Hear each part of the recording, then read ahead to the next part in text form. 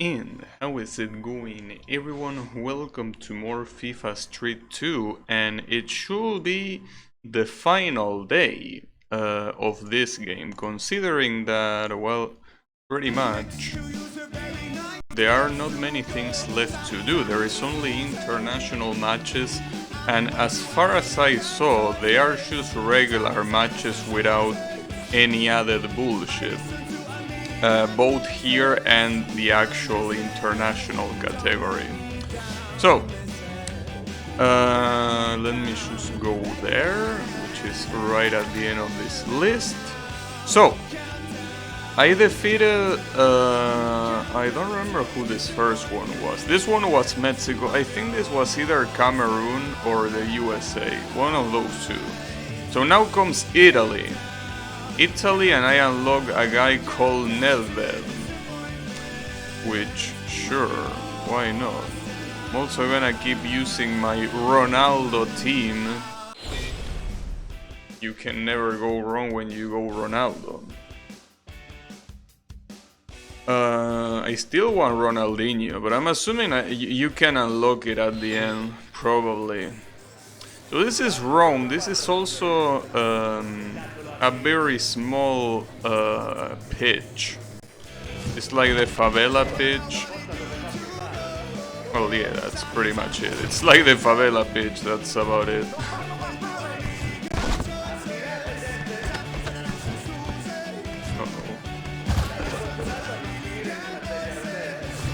The important thing is that it's just gonna be about playing the game as intended instead of trying to not score goals. That doesn't mean that it's gonna be easy. In fact, quite the contrary, since I'm pretty sure at some point the CPU is gonna be at its highest difficulty, if it's not already at its highest difficulty. So anything can happen. Also, I don't really mind. But did the skin of my character just got darker out of all of a sudden? Like, he wasn't that dark skin before, right? I mean, right? Did I just got a tan? Because I'm pretty sure he was a lot lighter skin than that. Well, I mean, who gives a shit, but I almost missed that. Right, like you will see it here. Right, he's very like he looks like you know, the usual like Center American Latino skin. Live FM, putting music in its place, your place, your mate's place. Like not too dark but not too light either. It's like a middle ground.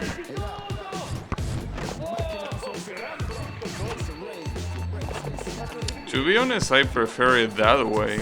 I mean, it goes better with the shirt. It makes better contrast. But I don't know why, because I didn't change it. Unless it's a texture issue or something. Or maybe I'm completely stoned and he always had the same skin color. But I'm almost sure he wasn't like that. Yeah, I'm fine with that. Well, I mean, it's not like we don't have Argentinian players with that skin color.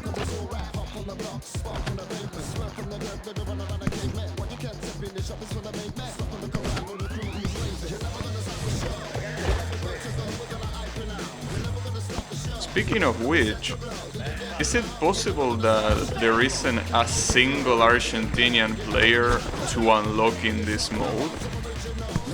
Because I don't remember unlocking a single one. And I don't think I'm gonna be playing against the Argentinian team, because for what I'm seeing, the teams that you play against are teams that that have a pitch in the game. I'm pretty sure Argentina has no pitch, well, other than the one I created. I mean, that doesn't count. I would assume it doesn't count. That's a little bit weird. I'm just gonna... No reason to risk it any further. Just play normal, don't do any bullshit. Just play like a regular match. A very regular match. No reason to do anything else. Damn. Holy shit. I like when you do this sort of goals. When you do a caño against the goalkeeper. I think that it's a very low chance of triggering that.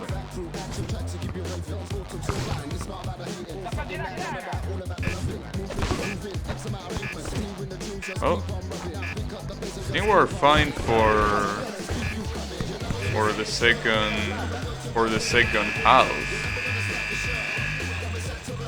It should be pretty fine. Oops. Problem is how I do. Oh, really?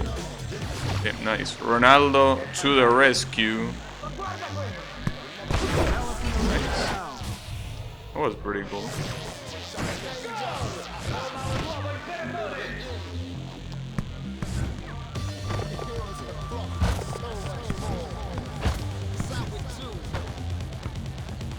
Why didn't you...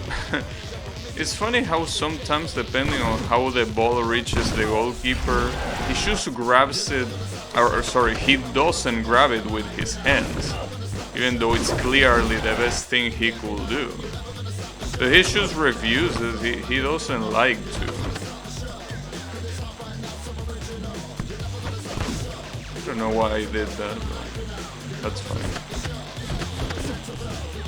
But yeah, basically the only thing to look out for in this game, as I say yesterday, in these matches, is the KO from their game breaker. That's the only thing that could be a problem. Everything else is just playing normally, and there shouldn't be any issue. Oh, nice. There they have it. And there they don't have it. Yeah, I don't know, something tells me that in these first matches the AI is just very low, because it can't be that I can score this easily, you know? I'm assuming that by the time we reach Brazil, this is actually gonna be hard. Brazil, I'm pretty sure, is the last team, as you would expect. I mean, at this point in time, Brazil was pretty much the strongest team.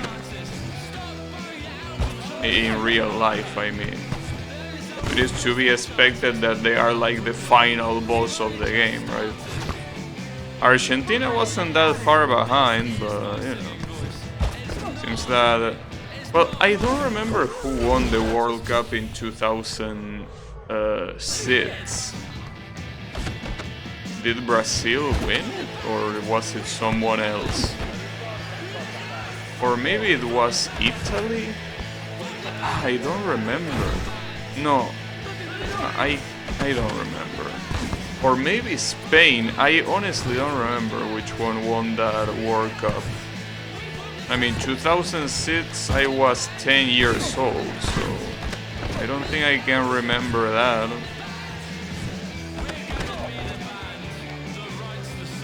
Well, I mean, to be fair, the only World Cup that I remember a lot, well, a lot, I mean, that I remember enough, it's the one, nice. It's the one from 2018 when, wait, 2018? Well, I also remember that one. France won that one, I'm pretty sure, right? And the one from 2014, it was Germany. But yeah, before that, I don't really remember. Or at least I think that was the order. Maybe I'm completely wrong on those two as well, but I think that that was the order.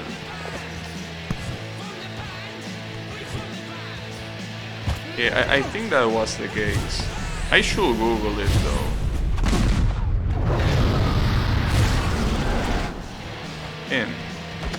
Yeah, I was saying yesterday that Mexico was free, but Italy is not any it's not any better. Like, holy shit.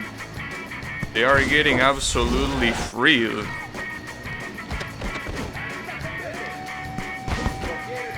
16-2.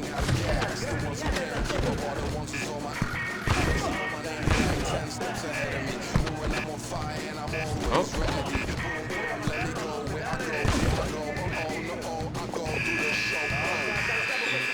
There you have it. It's interesting that my goalkeeper was Italian. So he's kinda like betraying his compatriots. Do I want this guy? I honestly don't even know who this guy is. Well, who either of these guys are, Cantona or Nedved, so... I mean, one is Italian and isn't the other one Italian as well? I guess I could add this guy.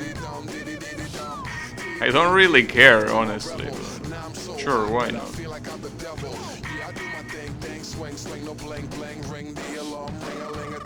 Damn, this Capeta guy doesn't give up, huh?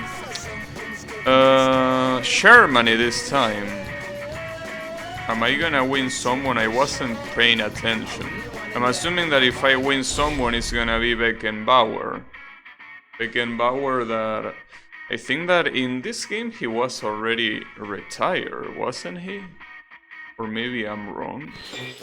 I think that Beckenbauer at this point like was already like very well retired. Maybe.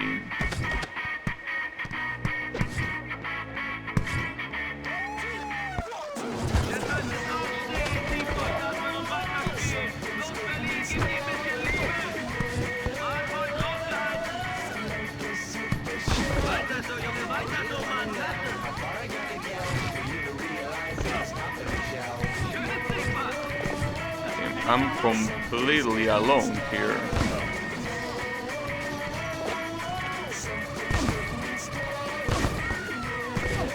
Now, imagine if this game had realistic goalkeepers.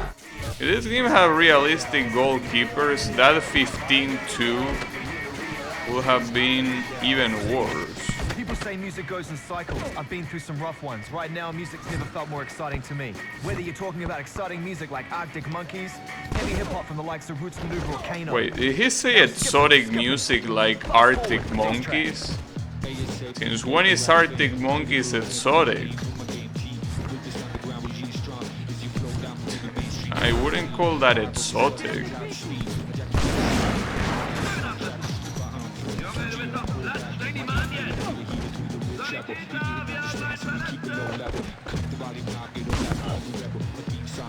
I guess exotic means non-conventional.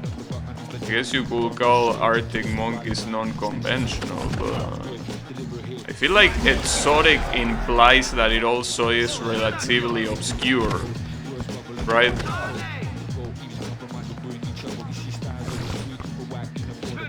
Well, not necessarily. I guess it's just something uncommon, doesn't really need to be not known. I mean, after all, you know, for example, a snake is an exotic pet, but it's not something that nobody knows about. So yeah, exotic is probably just something that means more rare than unknown. And yeah, in that case, I think Arctic Monkeys could fit that description.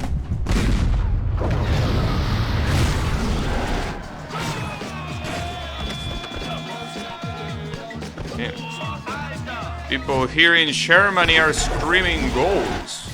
They are screaming goals against their team. That's actually an interesting thing that I just remember. Well, that just came to my head. You know that in our Argentinian football commentators are very passionate, right? They love screaming goal very loud, regardless of if the team that does the goal is important or not. They just do it out of duty, right? Like they are expected to scream as loud and as long as possible. That was almost very bad. But yeah, the funny thing is when Argentina plays the World Cup or anything else really, as long as it's Argentina, when someone else scores a goal, or someone other than Argentina, and they are playing against Argentina, they should say, oh, Ed's score a goal, and that's it. They don't scream or anything. They behave like normal commentators for once. Yeah, that's because they are very salty inside, obviously. They don't find the excitement. Well, not to mention that they are also not expected to do it. I mean, they would probably be called anti-patriotic if they scream those goals. It's an interesting thing that just came to my mind, because screaming goals the way the Argentinian commentators do it is not normal for what I see in other commentators around the world. Other commentators usually just announce the goal as in, you know, Ed's player scored a goal and now the score is 1-0 or whatever, right? But here, that's not the case at all. But it is the case when, when, as I said, a team that is not ours scores a goal against us. And by us, I mean the Argentinian national team. In international competitions, obviously. Especially if it's a World Cup. Wow, that guy just wasted the game breaker. You know that I'm not letting this go, right? That's what you get for doing stupid shit. You got what you deserve.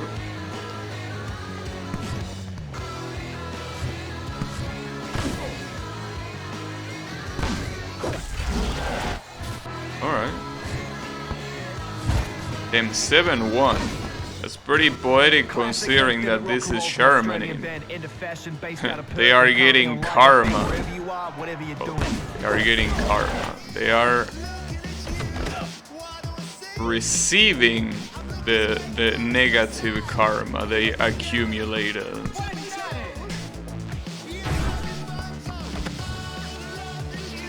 Not anymore though, 8-1, so it doesn't count.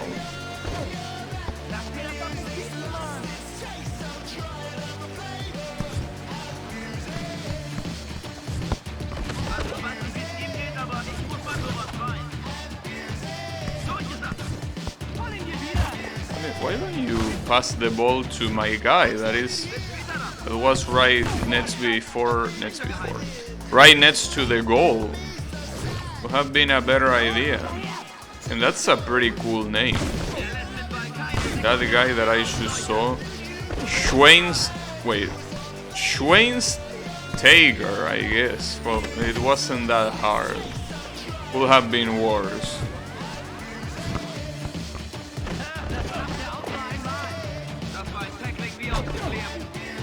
Hey, actually, it feels like there are a lot of letters, but if that's the correct pronunciation, Schweinsteiger, that's very easy to pronounce.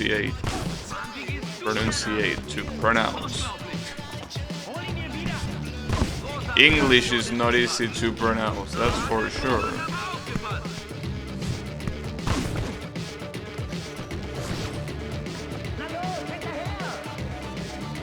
I guess Sherman has a lot of those SCHW.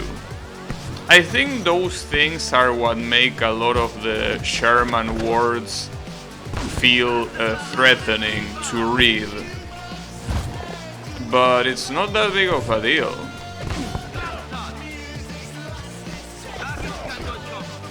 Just say Schwen.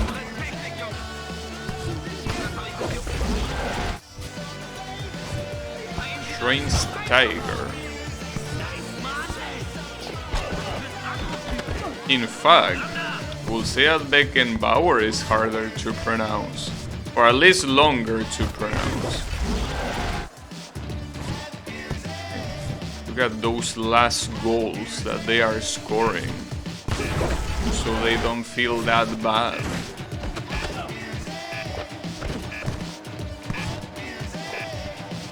Oh, got him.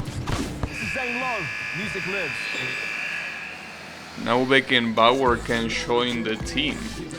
Considering that he has a lot of points, I can replace the guy that is 91, I think. Yeah, the Nedved guy. Yeah, why not? Problem is that at this point I have too many good players. I will feel bad about swapping any of this. I get Rooney if I win this, so we're going against England. Alright. Sure. Let's go against England. So England is a country that is very proud of their football. I read at some point that when their national team doesn't perform well, the cases of domestic abuse rise. Like, it will be common for English husbands to beat their wives just because the international team didn't perform well. I don't know if that's a myth or not, but you never know. Well, not just their international team, I guess it also includes the local teams when they are in an international competition. Probably.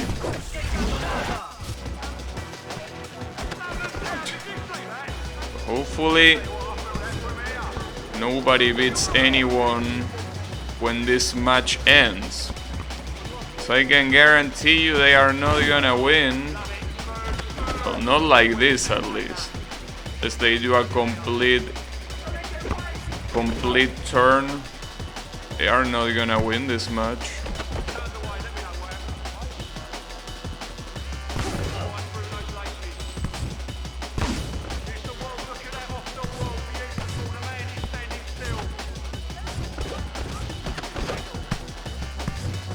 Also, Radio Bongo hasn't been on for a long time. I know that all of these countries that we are visiting pretty much don't count as Radio Bongo countries. I mean, apparently they are too non-Latino. Speaking of which, I don't think Spain is I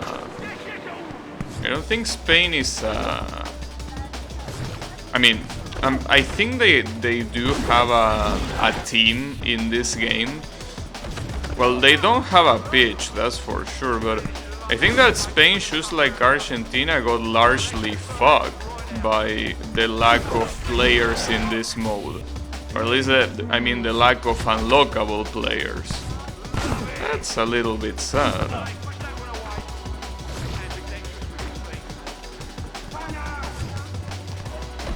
Basically, if you want to add an Argentinian player, you have to go eat a dig. So there are 7 rounds in total, and this is the 5th one. The 7th one, I'm pretty sure it's Brazil, but what will be the 6th one? Like, according to this game, which game will be in between England and Brazil? If we're talking about skill level. Because, I mean, normally it will be Argentina, but I don't think that Argentina is there. I think it might be France. Now that I think about it, it most likely will be France, considering that they have a pitch and they are also one of the best teams. It's a shame that Argentina doesn't get that much attention in this mode. From artificial intelligence. Especially since they have such cool players. I mean, when you have players like Messi, Riquelme, Tevez, why the fuck don't you make them playable in this mode?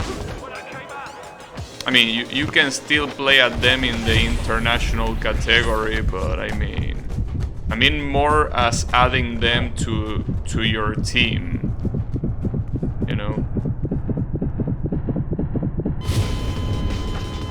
Adding them to your team with other players. I mean, it will be very cool to be able to play with Cristiano and Messi on the same team. I don't think it's possible. Shame.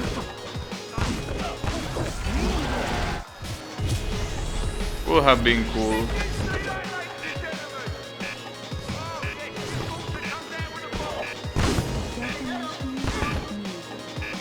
Also 11-0. Yeah, I'm not sure what's happening here. Like, they either decrease the difficulty for these matches, because this is already the 5th round, you know. Like, I will assume that by now the difficulty will have been increased, but apparently not.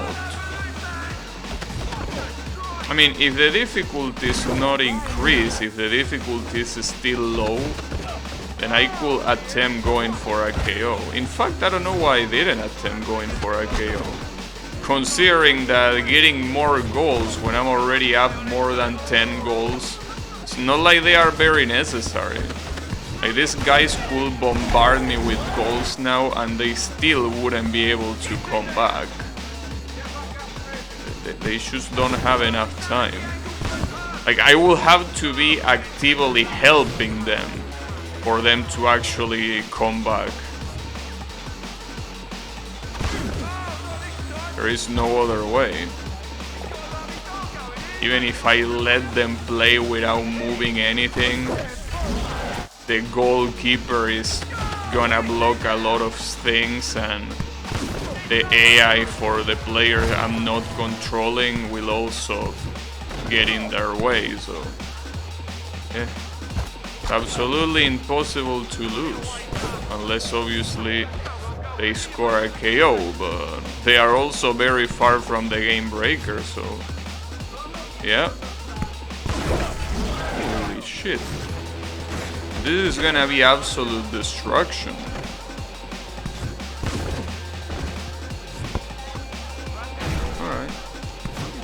I prefer it that way. Makes it a lot faster. A little bit anticlimactic, considering that this is supposed to be the last tournament of this mode.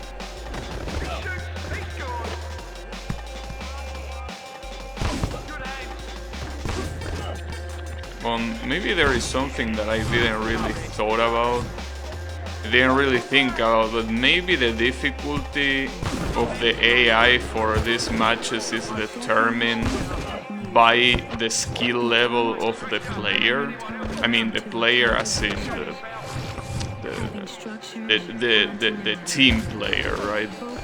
So, for example, if this Owen guy on the other team has like 70 points of skill, it's not gonna perform as well as a 90 points, but not just stat-wise, but also AI-wise.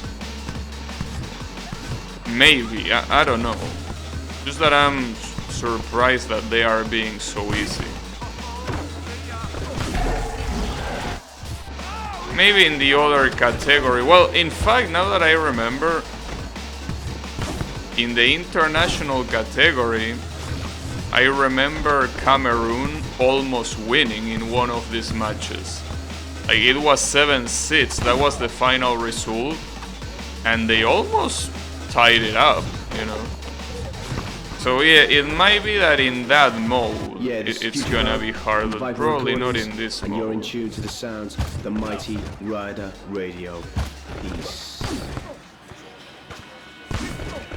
Maybe it's because the game probably doesn't even intend you to do all the events that I did. Like maybe you're just supposed to rush to these last events. That's why they are not that hard.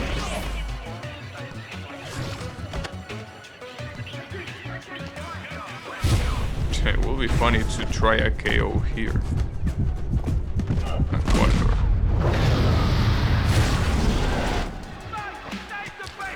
Hey Yannick, thanks for the raid. How is it going? I'm here defeating Germany. 18-2. Basically freeing every country that is possible to free. Brazil is the last one, by the way. Brazil is the 7th round here. And also, how is it going, Clone Cat? I already also defeated Mexico. But yeah. This Rooney guy, I don't know, I don't really want to replace any of these players, so sorry Rooney, but I don't really care about you. I beat Brazil. No, oh damn, Beckenbauer thinks he's very good. No, Brazil is round 7, I'm pretty sure.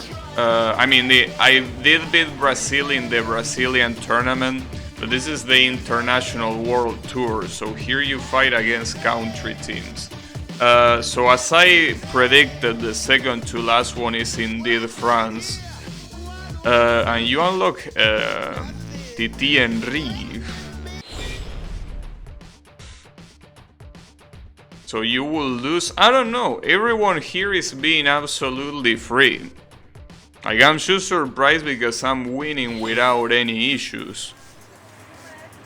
I'm winning in a way that is insane. Like, the count is just so in my favor. But yeah, I gotta assume that once we go to the actual international competition, the one that uses like an international team even for you, I think that's where the real challenge is. I think this one is just very easy, which is a problem, because now I'm gonna get used to playing easily, and then I go there and I'm gonna get demolished. Because I'm gonna be trying strategies that only work against these shitters. That's the issue.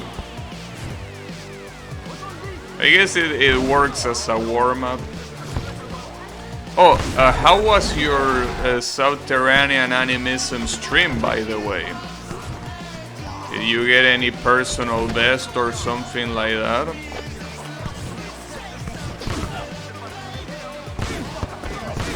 Wow. Boom. Nice goal. I mean, it wasn't really nice because it was just capitalizing off of the bounce, but you know, it was a cool kick, is what I mean.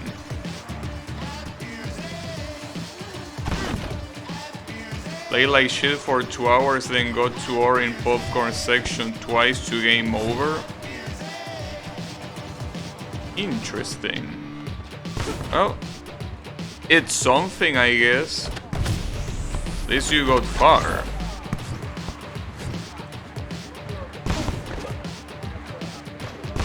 Well, far by my standards. Well, by my standards and by most people's standards. These guys are just trying to go for a KO. That's not gonna work. Should have known. And the goalkeeper is doing God's work though. Holy shit. The ball just can't enter. Holy fuck. This guy is not a show. At all. Whoever this goalkeeper is, he needs a raise. Him. If it wasn't for him, you know that the count right now will be the same as in those previous matches, right? This goalkeeper is the only thing keeping you alive, France. Hope you know that.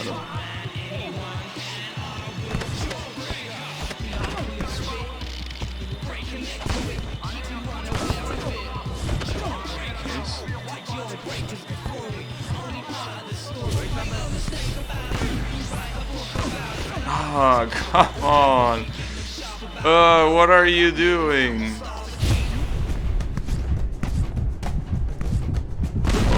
Oh, you have to be shitting me.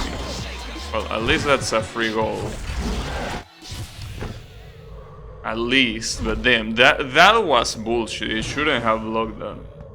Had a course that got Parsi to kill me every round, but managed couple no miss at the end.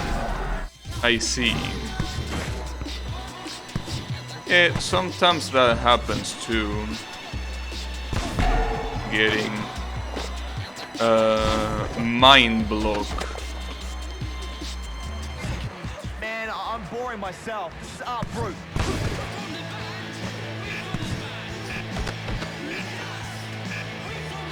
I can't wait to go to Brazil, so at least I can listen to Radio Bongo. This radio fucking sucks.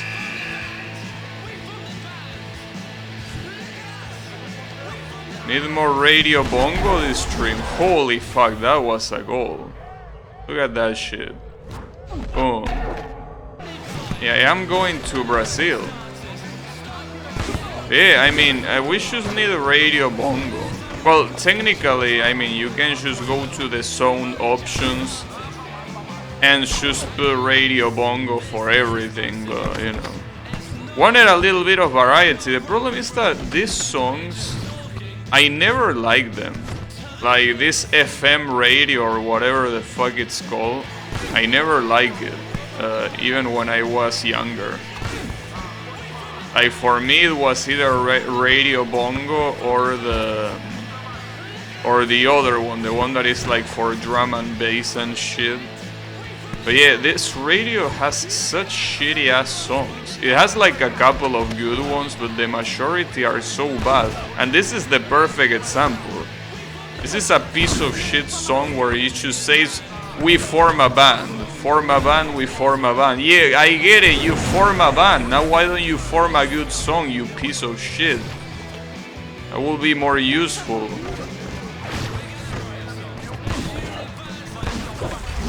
So fuck your game breaker.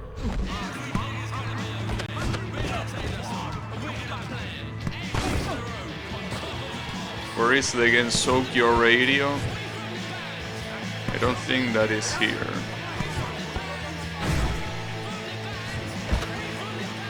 Did they form a band? I mean, at this point I'm having my doubts, because I mean, if they form a band, how is it possible that every single band member agreed that this song is not a piece of trash? Right? So yeah, did they form a band? Maybe no, they didn't. Well, speaking of piece of trash, did you see that? Holy fuck, that was bad. It's okay, I'm giving them freebies, because they are not gonna win. Don't worry about it. Direct in every nook and every cranny. I don't even know what they are. This is Live FM with Zane Lowe. Nice pass, thanks. I mean, as I say, I'm just having mercy on these guys. After making everyone else suffer so much.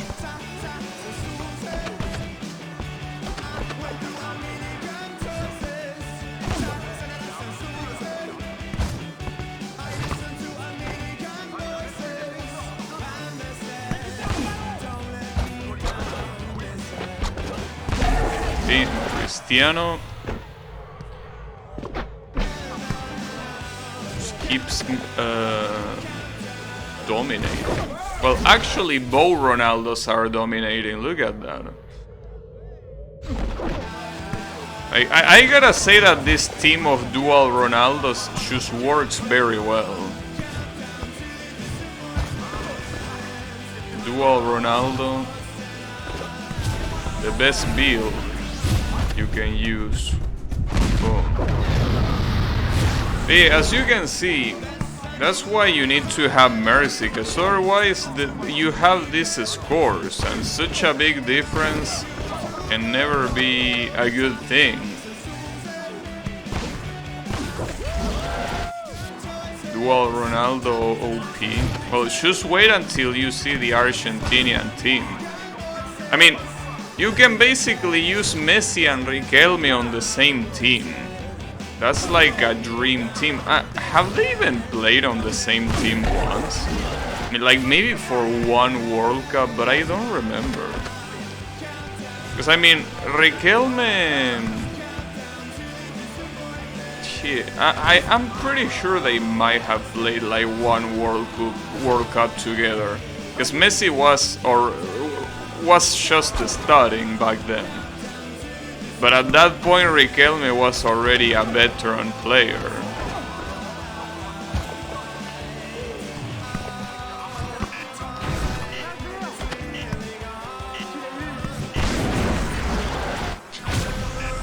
Nice goal, motherfucker, but look how I stall.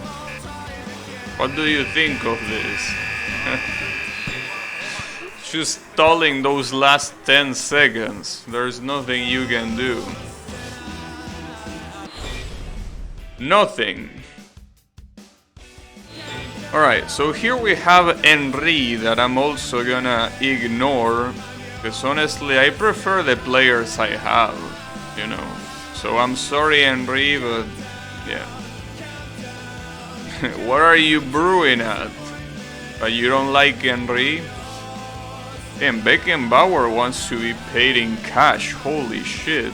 That's a live staple right Alright, there. so Brazil. Oh, and I unlock Ronaldinho. Holy shit. Alright. See, now we're talking. Now we're actually talking.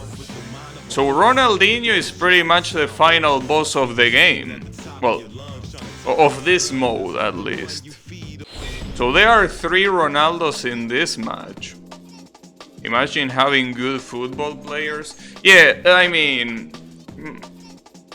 I don't wanna brag, but yeah, my country has very good football players. Triple wielding? Well, we're about to see that. Well, sadly, like as soon as I unlock Ronaldinho, that's pretty much the last match of this mode. So, sadly we won't be able to triple build Ronaldinhos. Well, I'm pretty sure that even if I try using the 3 of them, you can't. Because I think the game forces you to use your custom character. But no matter what, the only thing you can do is dual build. Maybe they do that for balance reasons. Can you imagine the power from 3 Ronaldos? And the funny thing is that the 3 Ronaldos are super good players. I mean, you have Oshie Ronaldo, that is a super good player. Was, because obviously it's long retired. Well, Ronaldinho, that is also a legend. And then Cristiano Ronaldo, that is currently one of the best in the world. So all 3 Ronaldos are actually good. All 3 Ronaldos. So basically, if you're either born in Brazil or Portugal and you want your son to be a good football player, you should name him Ronaldo. Is that how it works?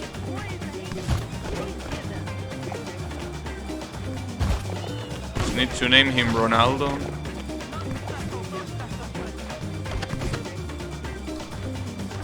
Guess it's a good idea.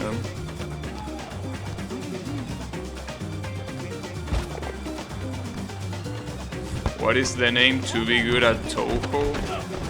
I don't know, because I don't know Toho players. So I wouldn't be able to tell. But you know. Wait, what?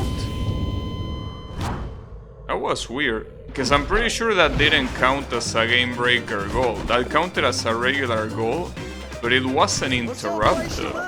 I mean, it was still a goal, so it counts the same, but it was weird. It didn't give me the 1,000 points that a game breaker goal gives you, which is also irrelevant here, but it was weird. Assuming it's just a regular bug.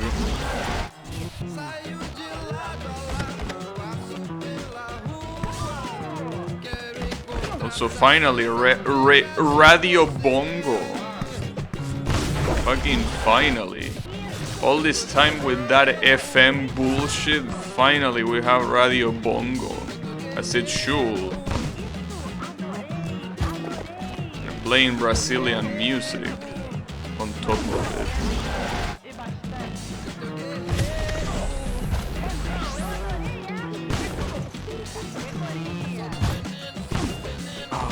Fucking asshole.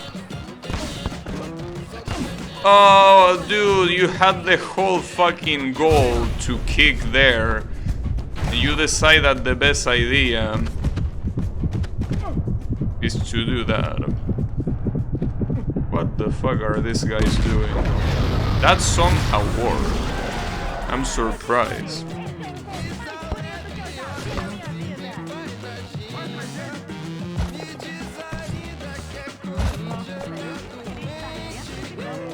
Formamos una banda. Well, the thing is that I think that Brazilians don't want to state the obvious here. So you already know they form a band. It's implicit. You know?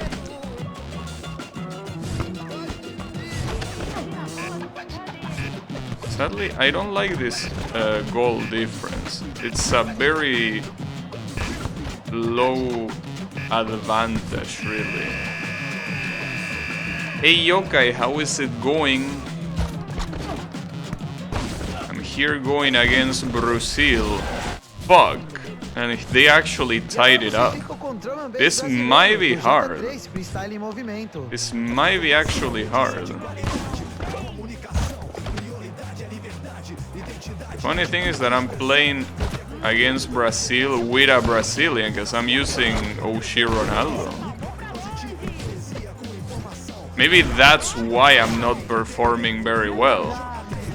Because Ronaldo might be feeling pity for their compatriots. So he doesn't want to play at full. I told you you will lose. I mean, it's not over yet. You don't want to eat your words later, you know?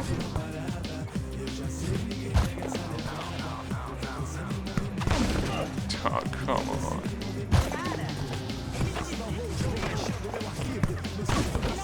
Jesus Christ. Oh, nice. Oops.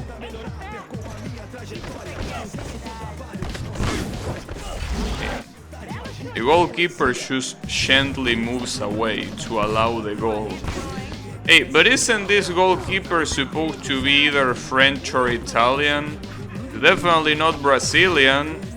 Why the fuck are you letting them score?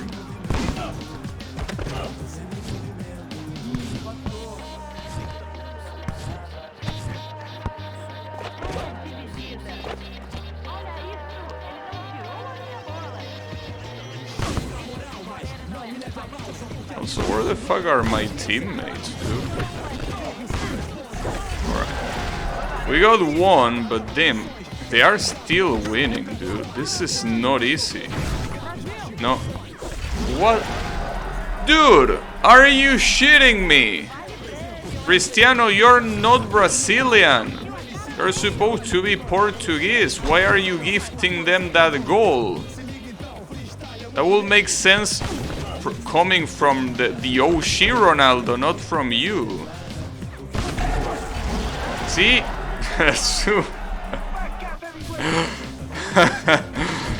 I know. Where is El Bicho? Cristiano, come on. You know you're gonna celebrate that one?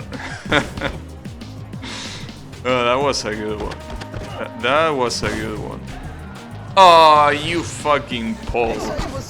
I can't believe that just happened, dude. How unlucky do I need to get? Like, that was so stupidly unlucky that at this point, I'm gonna say that the game is rigged against me.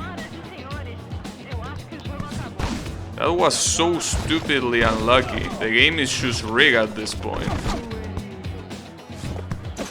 I mean, why can't they get unlucky? At this point, my only hope is the game breaker. If I don't get a good game breaker here, it's worthless. Well, in fact, as long as I only trick one, it should be enough. Ronaldinho didn't let it happen. Alright. No. There you go. Okay, tie it up. The problem is that they are about to have a game breaker as well. So even this tie... Ah, come on. No, what the hell? We're absolutely dead. Oh yeah, we are dead. That's a KO. Oh, get fucked. Holy shit. Team, God mode, absolute God mode goalkeeper, holy shit, that was the biggest choke I've seen, holy fuck.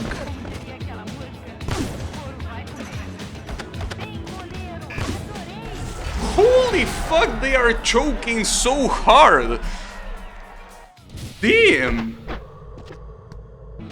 Okay, but it's not over yet. They can still score and it's gonna go to overtime if they do. No, no. Who was gonna win, Yannick? Can you repeat that? Which team was gonna win?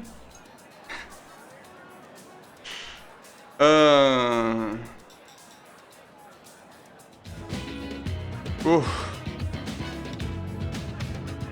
Yannick is so stoned he doesn't even know what he's doing. Keeper went Ultra Instinct, I know. Well, technically reverse Ultra Instinct. You could say Ultra Ego. Ultra Ego, which is supposed to be getting hit to get stronger instead of dodging. Where is the bar? I don't know. I think we can safely remove Ibrahimovic from this, because I like every other player. Ronaldo, Eto'o, Zidane, Beckenbauer, Cristiano. I mean, I like Ibrahimovic, but come on, it's fucking Ronaldinho. Like, I'm sorry Ibrahimovic, but Ronaldinho is Ronaldinho. Like, I can't. I have won all the series and entered 100k skills. Oh, damn, that's a lot. Eto'o is unhappy. Well, we are millionaires, so don't worry, Eto'o. Alright, so that's the team captain series. We actually fully completed it, and there is only one more left, which is the international, which is the one that you also play against international teams. But the difference is that you yourself use an international team as well. In my case, obviously, I pick Argentina. So here we played against, in round 1 it was the USA, round 2 it was Cameroon, and round 3 we're getting Mexico now. There are, I think, 8 or 9 rounds in total. So Yokai and Clonecat, this one is gonna be for you. So I'm obviously gonna pick Riquelme here, but I don't know if I should pick Tevez or Messi. Feels like it's a wasted opportunity to not pick Messi. But according to this game, Messi is not as good as Tevez, which is something that is absolutely ridiculous to say, but you know. Messi was just getting started, and Tevez had already some matches, but you know. I don't know. You know what? Fuck it, I'm going Messi. Riquelme, Messi on the same team. Just like that. Just like that.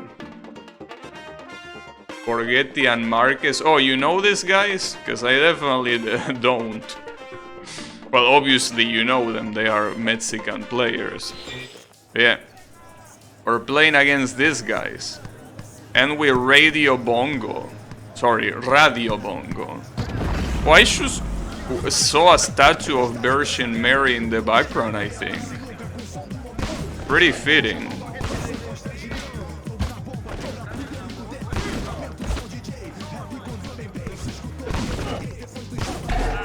Got him. That was me. Oh, I have an Argentinian jersey, so I actually fit in with the team. And Abondancieria's goalkeeper. He used to have the nickname El Pato, means the duck. I don't know why. It's not like he had a duck face. Yeah. Very classic Boca Juniors goalkeeper. And obviously Riquelme also being a Boca Juniors player. And if I pick Tevez, that one is also, or well, was a Boca Junior player. So pretty much instead of Argentina, this would have been Boca Juniors. Just like that.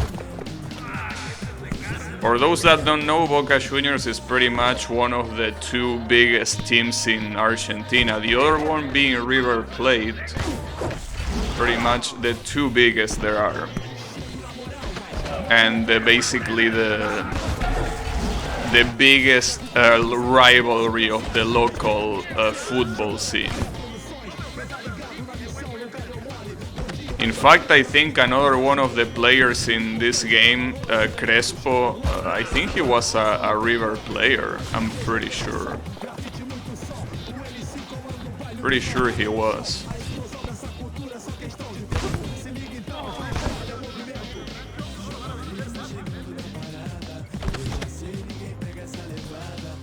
Now, I don't remember Messi. I think Messi, like the only time that he played for an Argentinian team was when he was a teenager, I think, in the low young divisions. I don't think he ever played by a first I don't think he ever played for a first division team. I'm pretty sure. Like, he just went to Europe. In fact, I mean, I'm not sure, but wasn't Barcelona like the first team he played for? And he stayed there for like decades until recently that he moved to Paris Saint-Germain.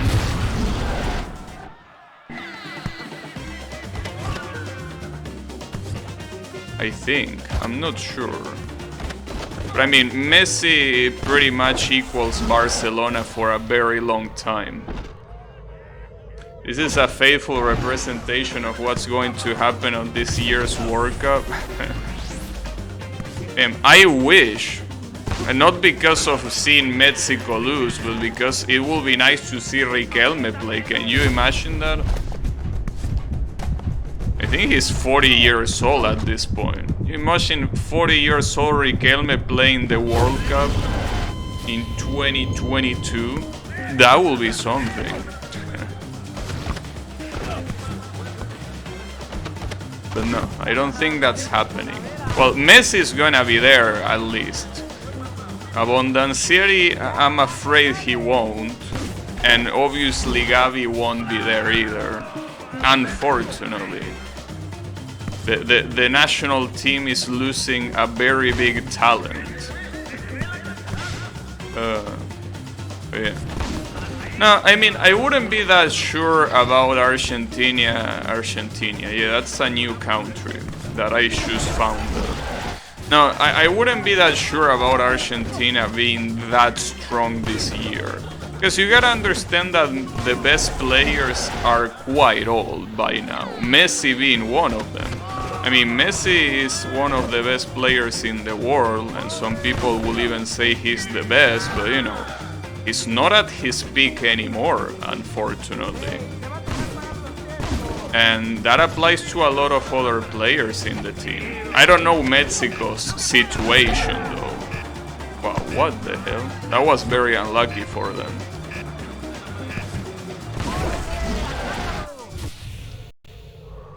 I got in trouble with the coach. I mean, the problem is that the coach asked me to do more passes, and the only passes I was doing is passing his mom around, so I guess he didn't like that. So he had to, you know, fire me from the team. It's a shame, but you know, I will say it was worth it.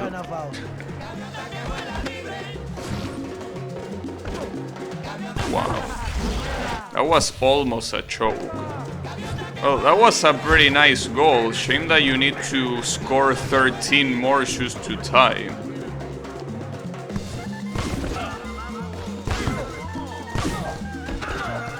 Mexico is playing like shit, don't worry about us. Well, then again, Mexico is one of those mid-tier teams. You know, it's a team that you just can't take for granted. Because basically, I think that you have... I mean, you can easily spot 3 tiers of teams when it comes to World Cup. You basically have the teams that don't play football, like, you know, you have Japan, you have, well, I don't even know if USA qualified. I would be surprised if they did. But you know, you have those teams that have no chances of winning whatsoever, right? Then you have these mid-tier teams that are teams with experience and obviously with a very strong culture of football that might be missing good players to pose a serious threat, but you can't underestimate them. And I think that teams like, for example, Mexico and maybe England are on that group, right? I don't know if I will mention Argentina. Argentina is probably in the middle of that and the top tier teams. Top tier teams being the ones that are obviously the best and the favorites to win the whole thing. And that includes teams like France, Germany, and I'm pretty sure Brazil as well. So I think that you have those 3 categories. And I wouldn't put Mexico as low tier ever. Mexico, the lowest it can go is mid tier.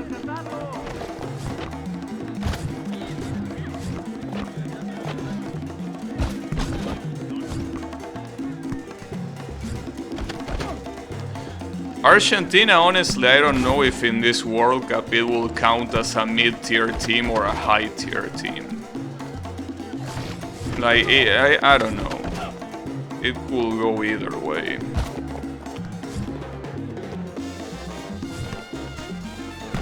Aqui no Brasil, verão, na Inglaterra, inverno, mas o que importa é a boa vibração. Isso é Radio Bongo. Vibração. Vibrations. Yeah, I know vibração means vibrations. Thanks for the translation. I already knew that though.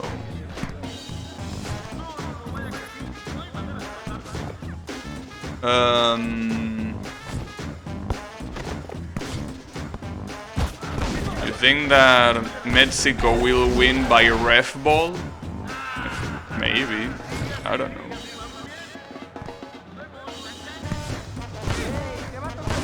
Oh, I forgot that the World Cup is in Qatar. So yeah, Qatar is another example of a team that is low tier, obviously. Just that I completely forgot, because I mean, why the fuck is Qatar a host in the first place, right? Doesn't make any sense.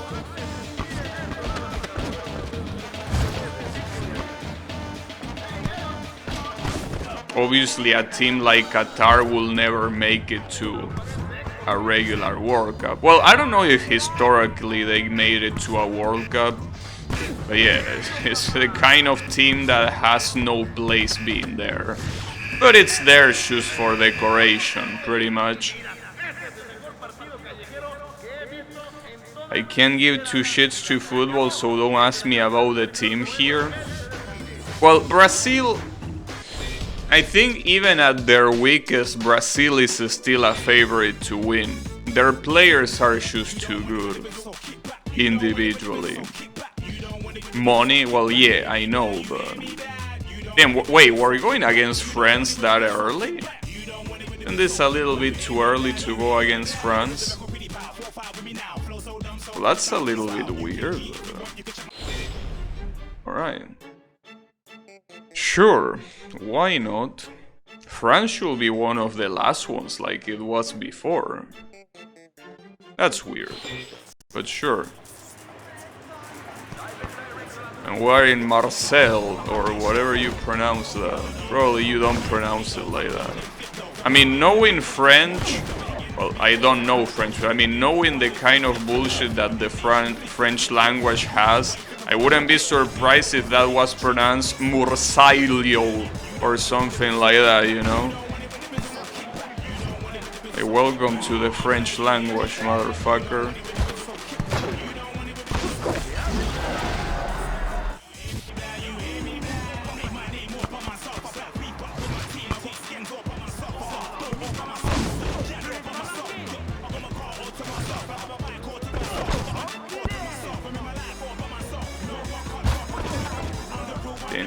Problem is that we have Zidane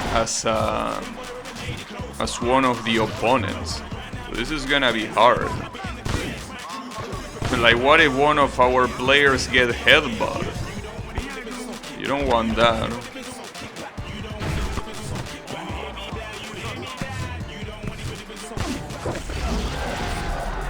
I just know we've been getting blue ball out of the Headset champion for years. Yeah, but I mean, you gotta understand that for the most part, teams that won the World Cup are not cheaters. Like, sure, you could say that you got blue ball, but even that 7-1 that you got that is so shock about, that was against Germany, you know? Like, you didn't lose against a nobody. The same thing with Argentina, you know? I mean, in that World Cup we lost against Germany, in the last World Cup we lost against France, and a lot of people say that damn, Argentina team sucks because they can't win the World Cup. I mean, people here say that, and I'm like, bitch, we lost against the best teams in the World Cup. What you mean we have a bad team? Sure, we might not be playing super well, but I mean, I don't think it's a coincidence that the best teams in the World Cup are taking us out, you know? Like, come on.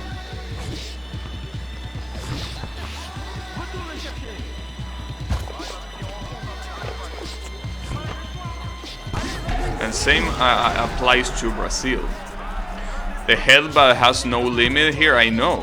You can completely use the headbutt and nobody will be there to show the red card.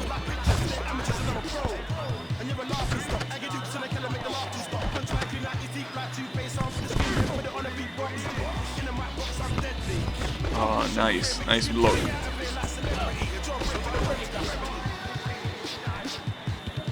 No, what, dude, Messi, come on. The whole point there is that you will go to the other side so I could give you a pass, not to get further into the fucking corner. God damn it. Come on, Messi. Show that you're the best in the world.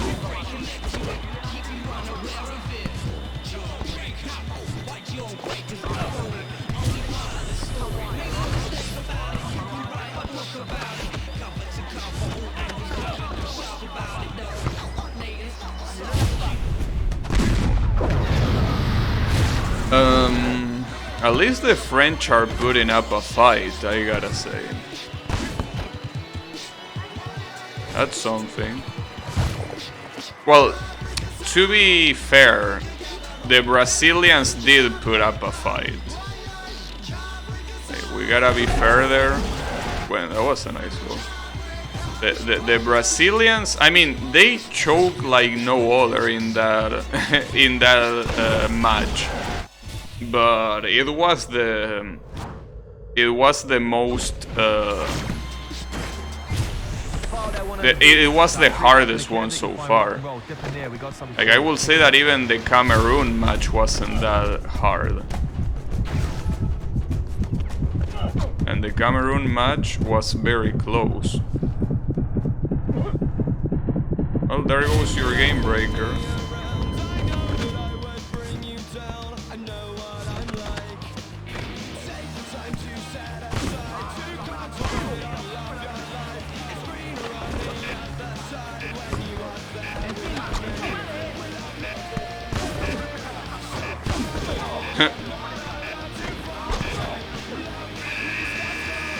That reminds me of something pretty funny.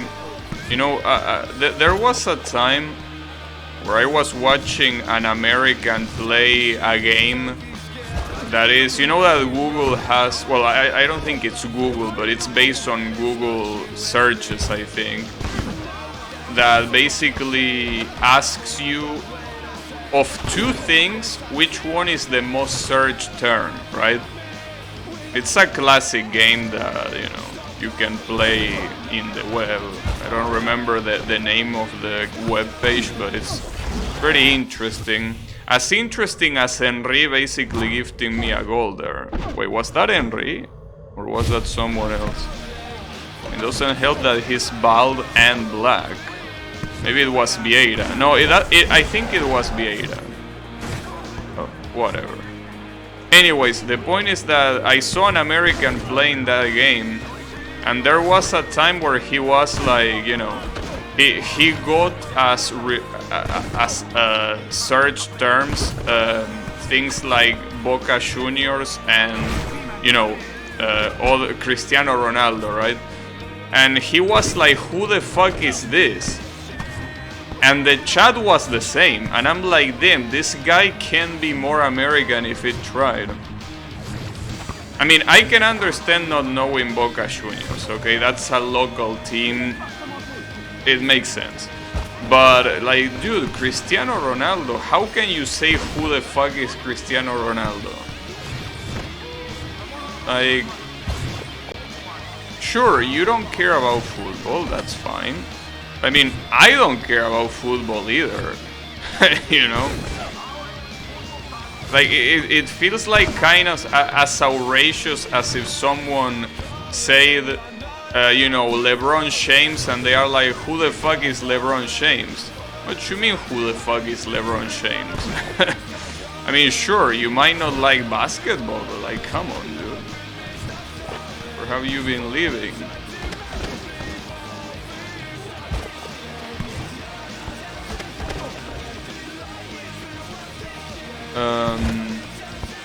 Frame of reference certainly matters. Mexico has possibly North America's best team.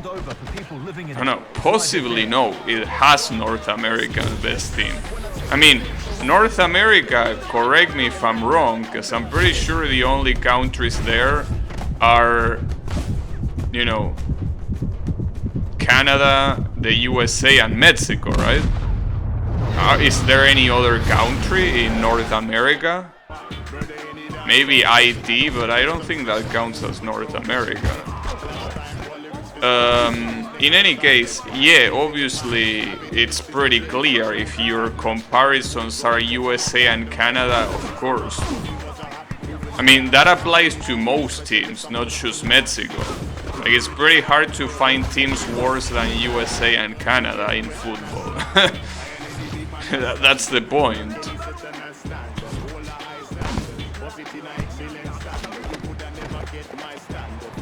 But yeah, I mean, outside of that, I don't know. I think that Mexico is still a decent team compared to, you know, teams that are obviously not decent, like the ones you mentioned.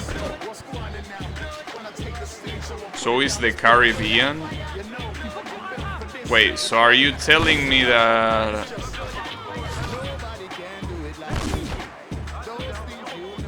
Oh, it's not included in North America. Okay.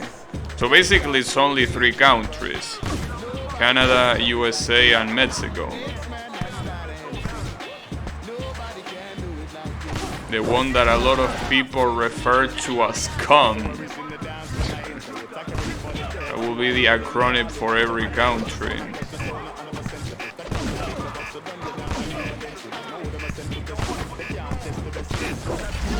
Yeah, pretty cool goal. Shame it's not gonna do anything.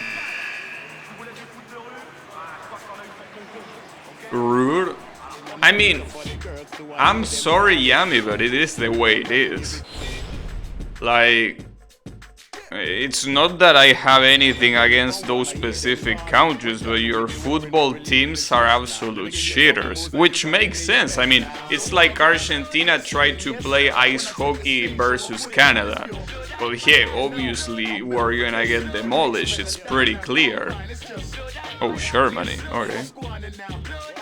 Also, how is it going, Yami?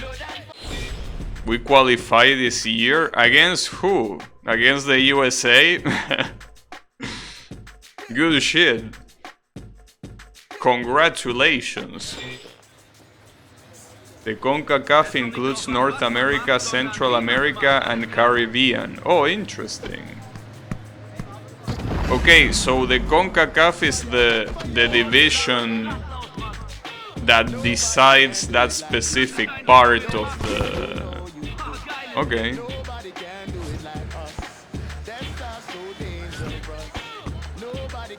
Well, in that case, I admit that your pool of competition is a lot bigger. Because if you're including Central America, you have countries like, you know, Nicaragua, I guess. I mean, they are not the best, but I guess they have something to offer. Or well, at least more than someone like the USA, that's for sure.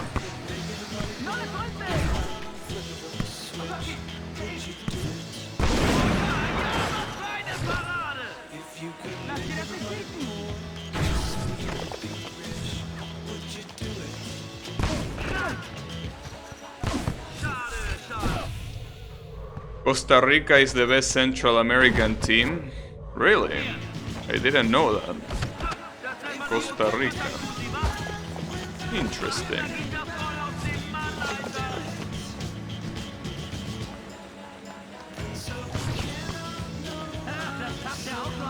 Yeah, I guess it makes sense.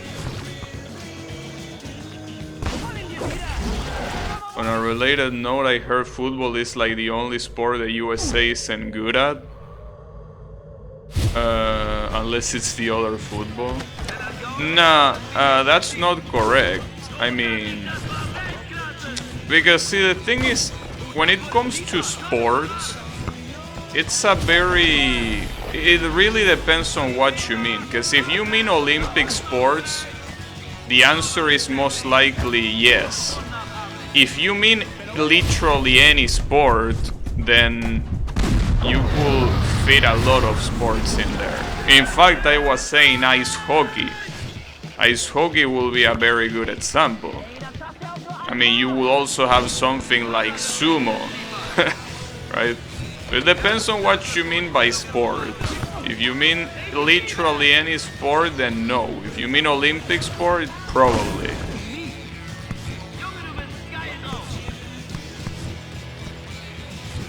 I'm pretty sure the same applies to sports like cricket, right? Shit like that. Wow, how was that not a goal?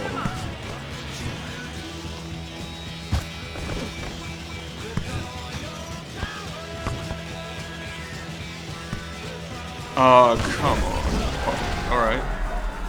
Olympic sport. Yeah, Olympic sport wise, there are not many sports the USA is not good at. That is true.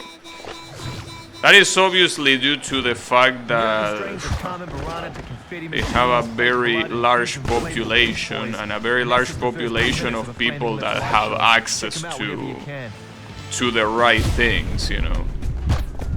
Obviously, that's not to discredit them. That's in fact just the explanation of why. But yeah, I don't know why they really don't bother with football. That's a little bit weird.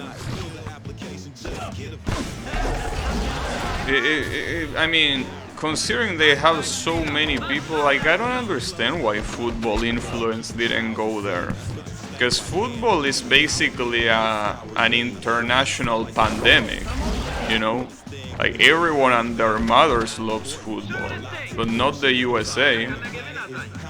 Like, even a country like Japan, and the fact that they fucking suck at it, like, to some degree, they still have some passion for football.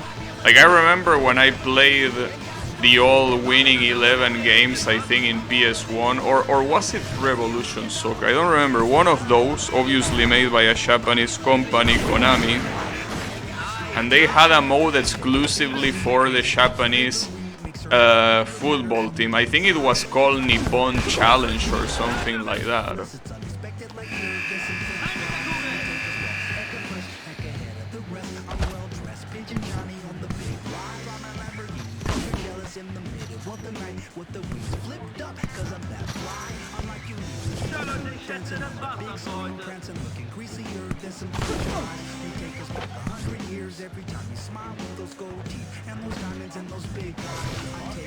And this song sucks balls too, holy shit. The FM radio really is the worst thing about this game.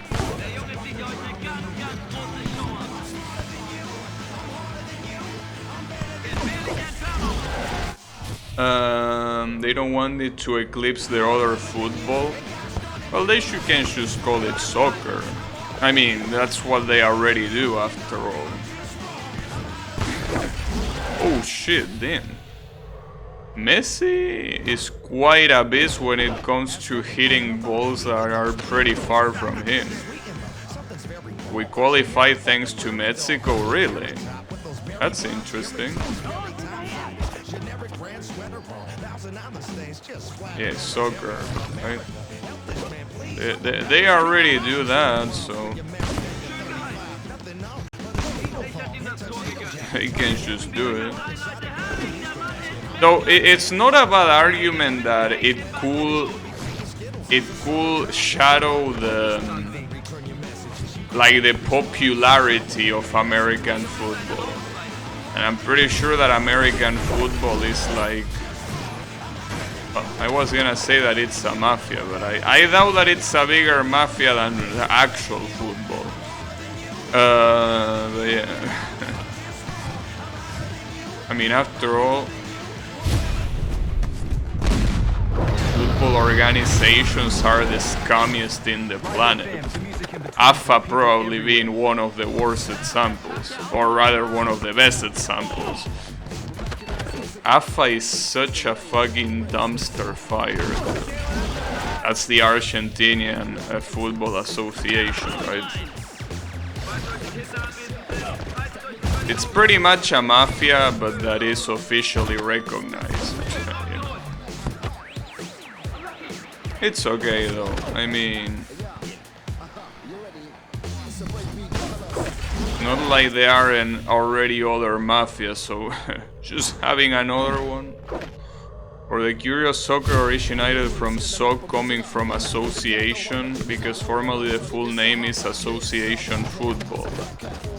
And so they are going the Japanese route of basically picking two words and gluing them together.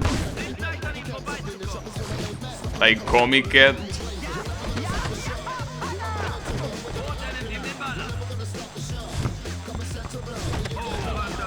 It's their top sport, it's not gonna get eclipsed by anything. I mean, you never know when it comes to trends, you know? When it comes to trends, I mean,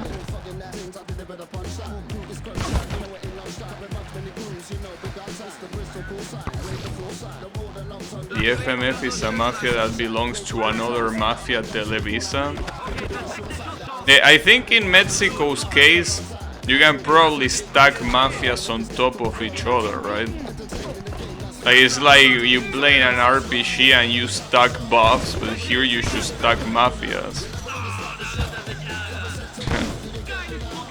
I mean, I heard many things about Mexico and their mafias.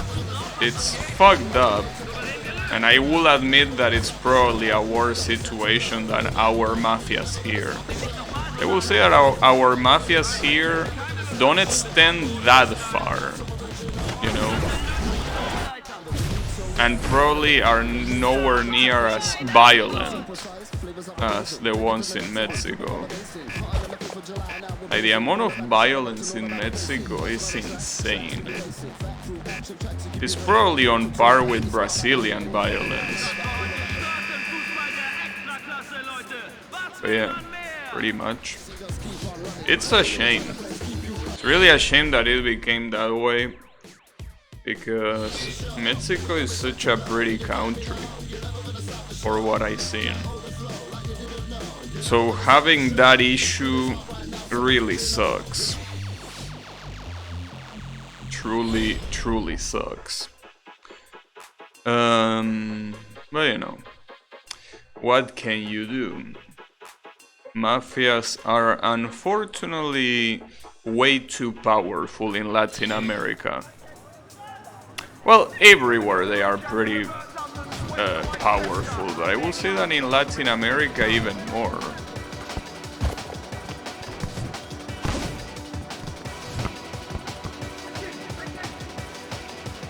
Oh, it's the way it is. What can you do?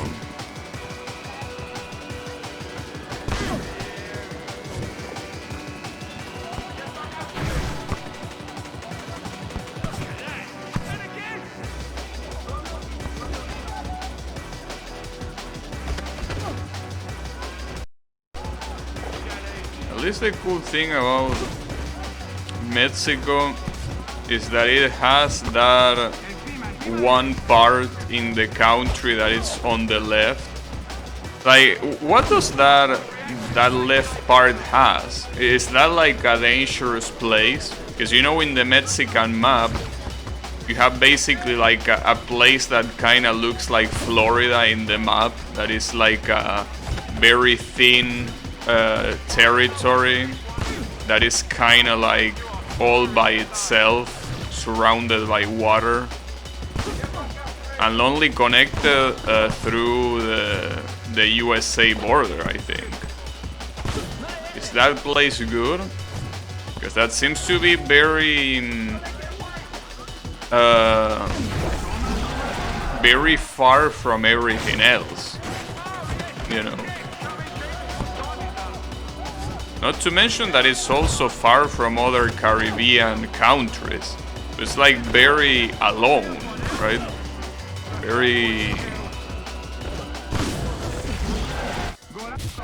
Very lone, I mean. So is that a good place to live, or is that also outrun by mafia? It seems that it will have the conditions to not be the case, but you never know.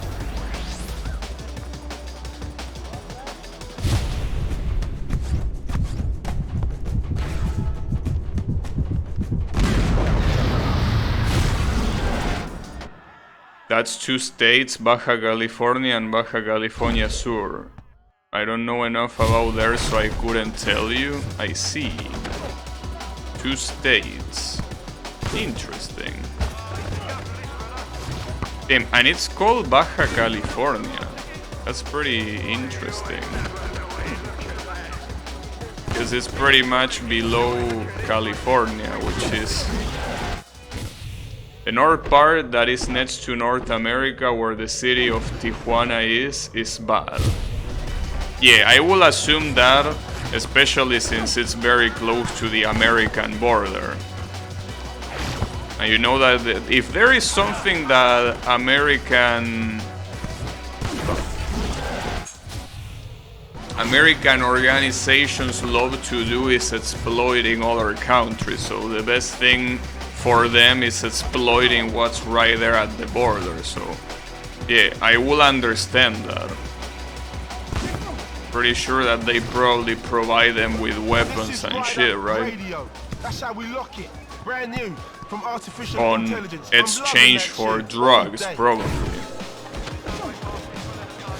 But yeah, I can imagine that being near the American border is a recipe for disaster. But what about the very tip of that place? Like the one that is all the way to the south. The one that is like right there in the Pacific Ocean. 'Cause that seems like it will be the place where no one can access unless you are already from there, right? Or at least you wouldn't easily access it. Kinda like Argentinian Patagonia. I mean, the Patagonia, for what I know, is a very safe and relatively developed place, thanks to the fact that it's very far from everything else, you know.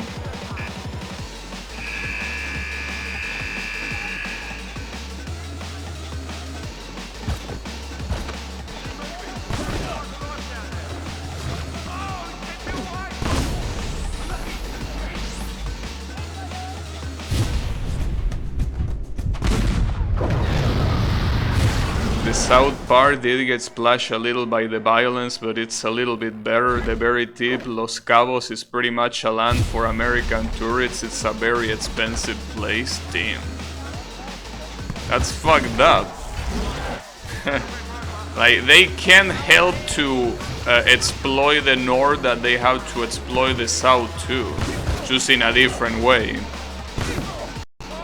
That's fucked up. But what you will expect, really, from the US of A.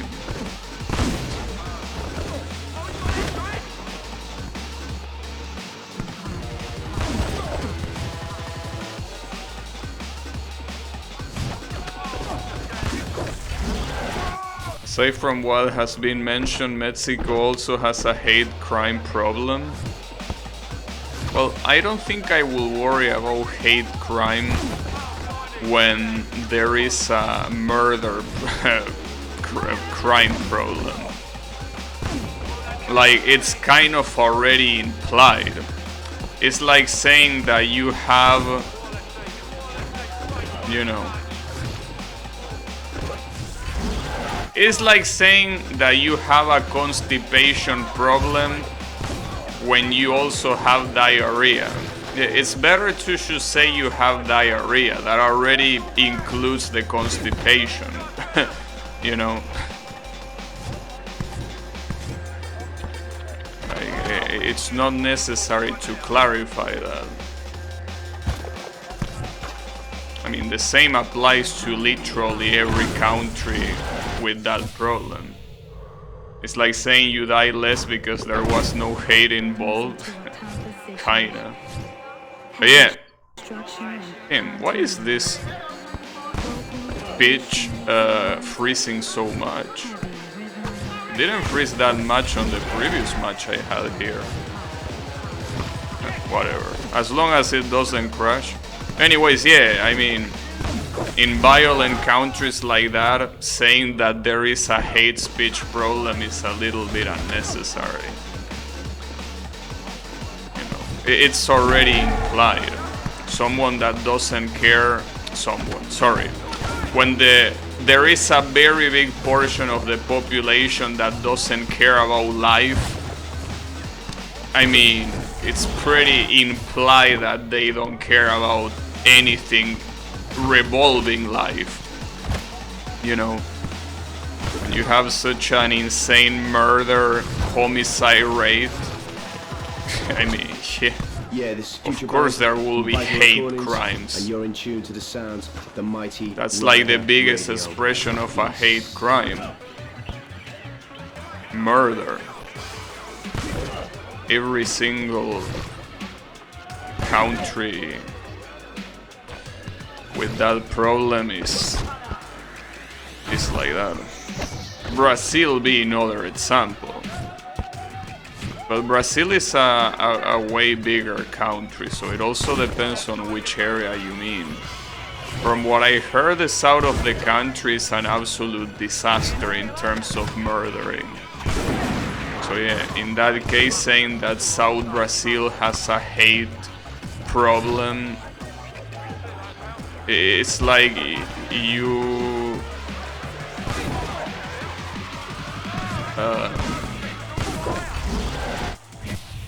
it's like an understatement. That's the word I was looking for. The understatement of the century.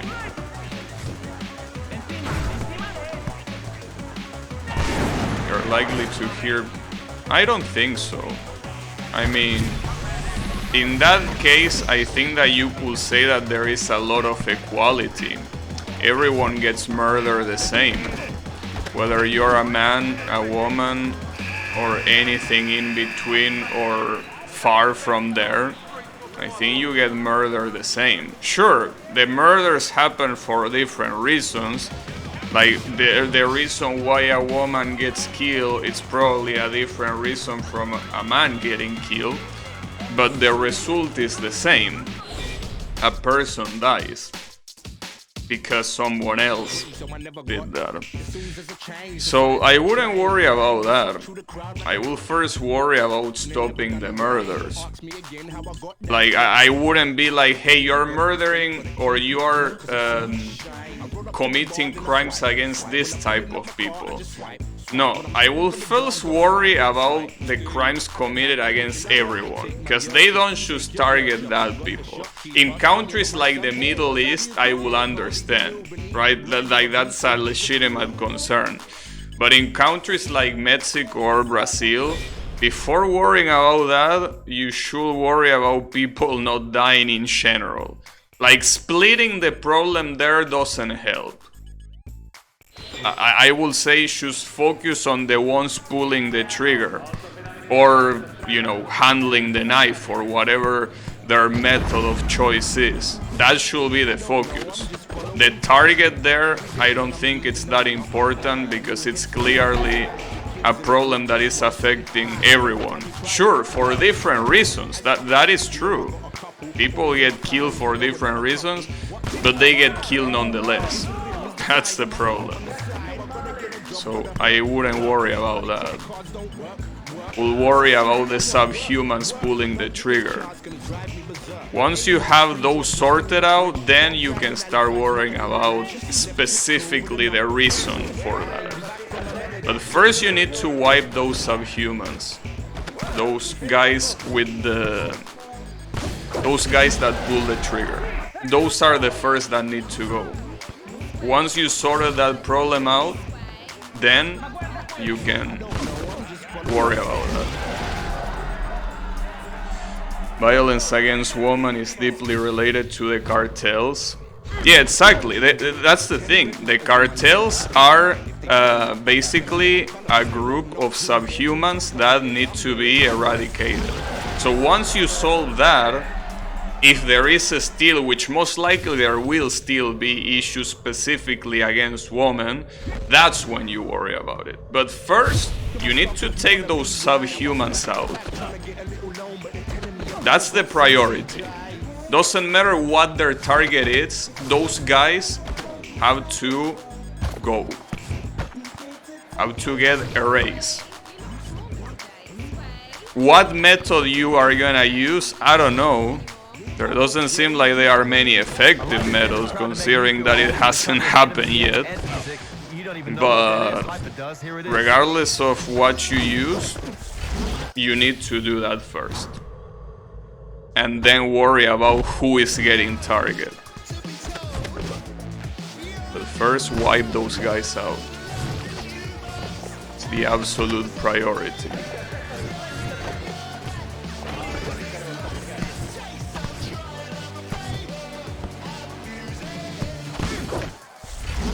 Problem is that more than trying to fight against it, I think that if anything, there is a lot of encouragement for those things to still exist, you know. Like, the government doesn't help for what I've been reading. Like, if anything, what the government does incites those things to exist. So yeah. I guess it's kinda like, you know, I mean, this is obviously a completely different problem with completely different implications and complete different consequences. But see the problem with gun violence in the USA, for example, right? The USA, which is a country that is very rich, and yet it has a problem that shouldn't be there for a country like that, right? So right there, instead of worrying specifically on, you know, why the crimes are happening, like what's the reason for the mass shootings, maybe you should worry about who is getting, why anyone can get access to those type of weapons, right? Like, I'm not saying that you have to go as far as to ban every weapon. It's not like you have to go to every resident house and be like, hey, handle your weapons or we will shoot or whatever. No, first worry about why things like that are being distributed so casually. Once you do that, you can start worrying maybe about things related to the nature of the crime. But first worry about why. Like, why are those weapons there? Right? 1, 2, 3, 4, as we proceed. Media doesn't help either. Specific media that kinda glorifies such things. I think that the main issue with cartels is that the alternative, which will be the government, I think that a lot of people say that since the government doesn't now answer the needs of the people, cartels are the ones that do. I mean, that would be great if it wasn't for cartels doing the most inhumane shit possible, right? The most disgusting and vile acts that could be made by a human. Like, if it was just a place where things were illegally distributed and stuff, it's whatever, I don't care, as long as people are living fine, fuck the government, right? But the problem is that that's not the case. But yeah, it's just another very deeply rooted problem that is not very easy.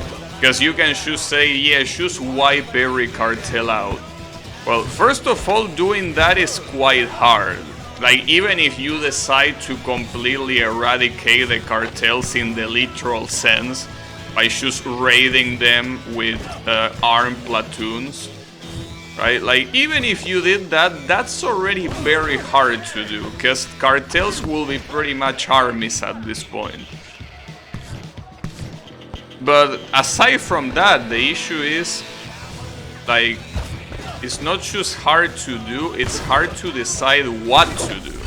Because if you will decide for something like that, you will obviously have humanitarian concerns. Because obviously among all those people that you will be exterminating, there will be decent people. Not to mention that even if they weren't decent people, there will still be humanitarian concerns about opening fire on civilians like that, right? Regardless of how much of a subhuman those civilians are, it's still something that you just can't do. You know? Because you're gonna get sanctioned internationally. And I don't think Mexico can afford that. And yeah, it's just a problem that is so complex that, Let's check out something different on live right now. I mean, I don't know, I don't even know what to say.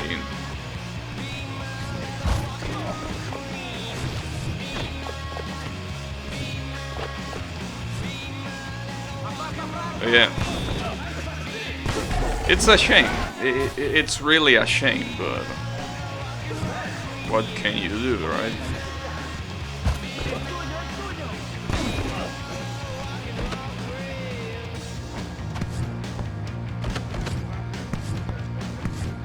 At least on the bright side, you know.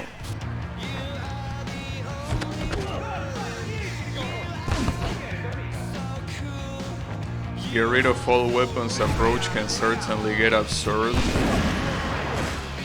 I heard a couple countries where the most ridiculous things get ban regulated because someone could turn them into weapons. Yeah.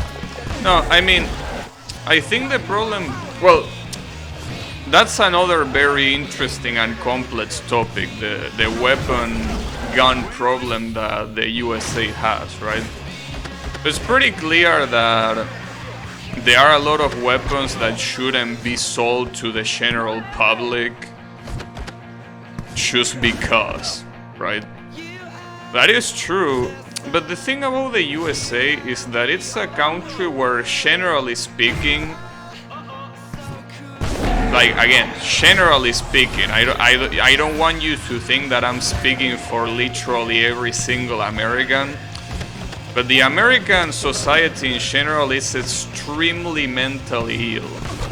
Like, they are in such a bad state mentally that, you know, it's just one of those things that, yeah, you can take away the guns, but those crazy lunatics that do the shootings are still there. I mean, they won't be using guns, but they are gonna use something else. I mean, instead of mass shooting, it's gonna be a mass stabbing, maybe. But, you know, it's still gonna be there. So that's another problem. As some people say, banning guns, that obviously is not realistic. But let's say that you could ban all guns, you will still have the same problem, just without guns. Instead of the crimes being committed by an assault rifle, we're gonna have someone pulling off a machete.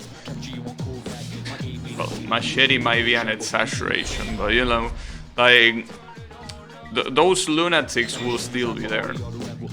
Sure, you will make it harder for them to cause harm, and that is an advance, but at the same time, you know, there are other things that those guns serve a purpose for. Like, you know, there are a lot of neighborhoods in the USA that are extremely dangerous, and the people that have guns in those neighborhoods, a lot of times they get them illegally. Just like, I mean, how do you think so many people here in my country have access to guns? Because they are legal? No. They obviously get them illegally. So that's another problem, another scope to the issue. Right, you ban getting guns legally. People that get them illegally will still have them, you know. What you just did is that people that try to obey the law and try to be well, a law-abiding citizen, you're just taking them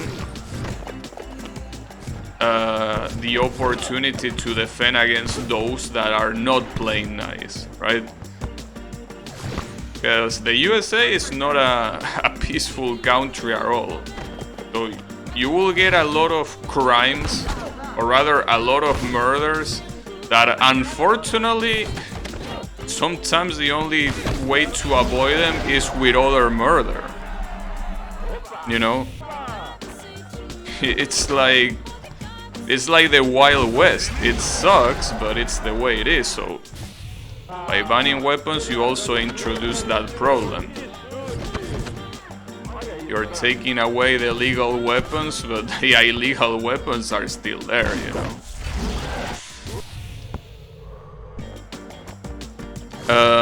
Yeah, they are very complex problems, is what I'm trying to say. Like, I'm not trying to take any stance. I'm not trying to be like I'm pro-gun or I'm anti-gun or whatever. Like, you know, that stupid dichotomy that the media loves to use, right? Like, everything is black and white. There are no grays, right? No, I'm not saying that I'm in any extreme. I'm just saying that the problems are so complex that you really can't come up with an easy solution. Like, neither easy to think of or easy to execute. It's just very fucked up. Yeah. What can you do?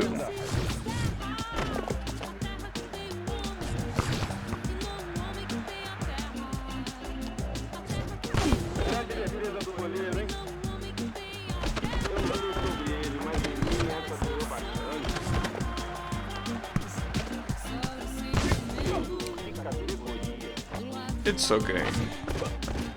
I'm sure that at some point someone is gonna come up with something. Maybe. Nah, most likely not. But you know, I mean...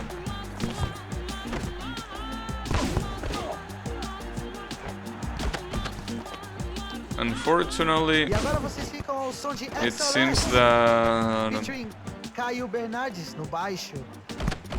E minha some amiguinha countries Fernandinha just have it Porto, pretty rough. Caio na gandaia. But you know, everyone, in one way or another, every country has it pretty rough, you know. I mean, for example, in my country, Argentina, right? We don't have the gun problem that the USA has. I mean, yeah, there are still murders done with guns, and they are made by, you know, thieves and shit, but we don't have mass shootings, right? And we also don't have the cartel violence that, or at least not to the degree that Mexico has it. But we do have our biggest problem, which is that we probably have one of the worst economies in the world.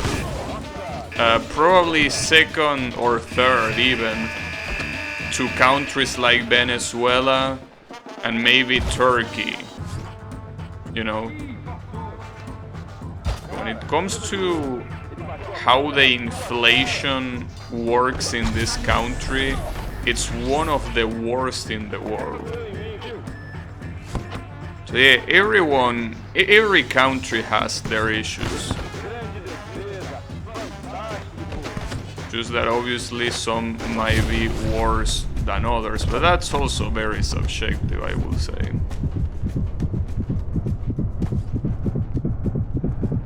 Point is that, you know, no place is perfect.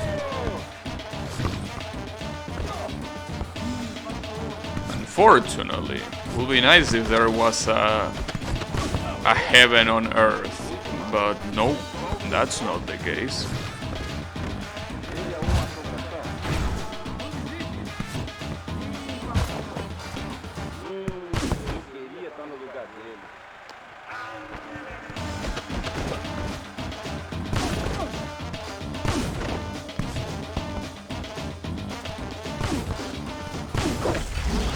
People like to glorify some countries, but yeah, there is no completely peaceful place here. I mean, you could say that there are some countries that, generally speaking, live very well and suffer very little in comparison to other countries. Like, that's true, those countries exist. Like, you have countries like Iceland, Norway, Finland, well, Scandinavian countries pretty much. Those countries have their problems, obviously, it's not like they are flawless, but compared to the rest of the world, they are doing very well.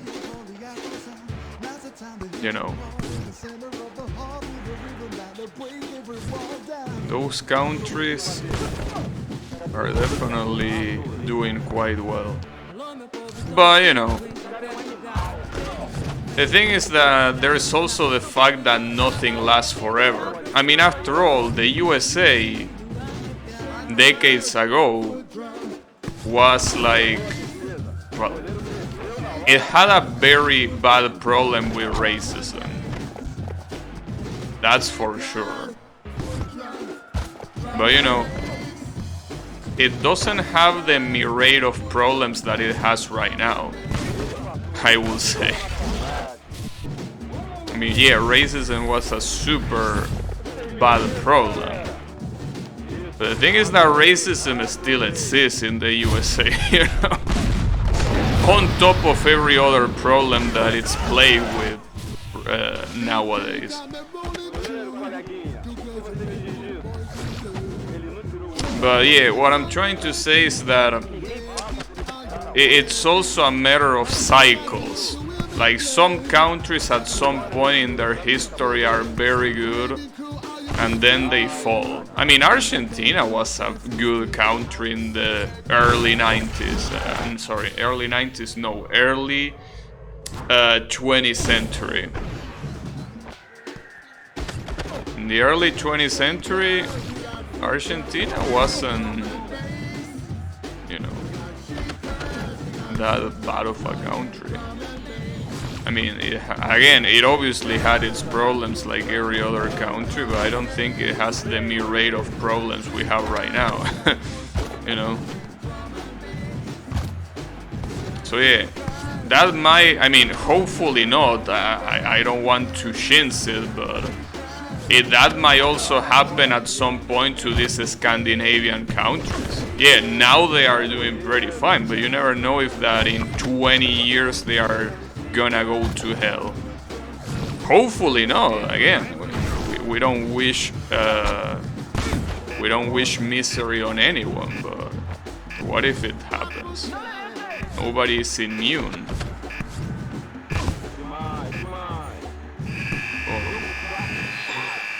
Well, I beat the game. Well, we were talking about countries and shit. Completely beat the game. There you have it. Also, hey Draino, how is it going? Norway had a problem of churches getting burned and killings made by cults, so general and in comparison to others it's not that bad. Yeah, obviously. Like, they do have their problems. She thinks. The problem is that I don't know what to do now. Because technically I completely beat the game, so... I wasn't expecting to beat all of this on the first try.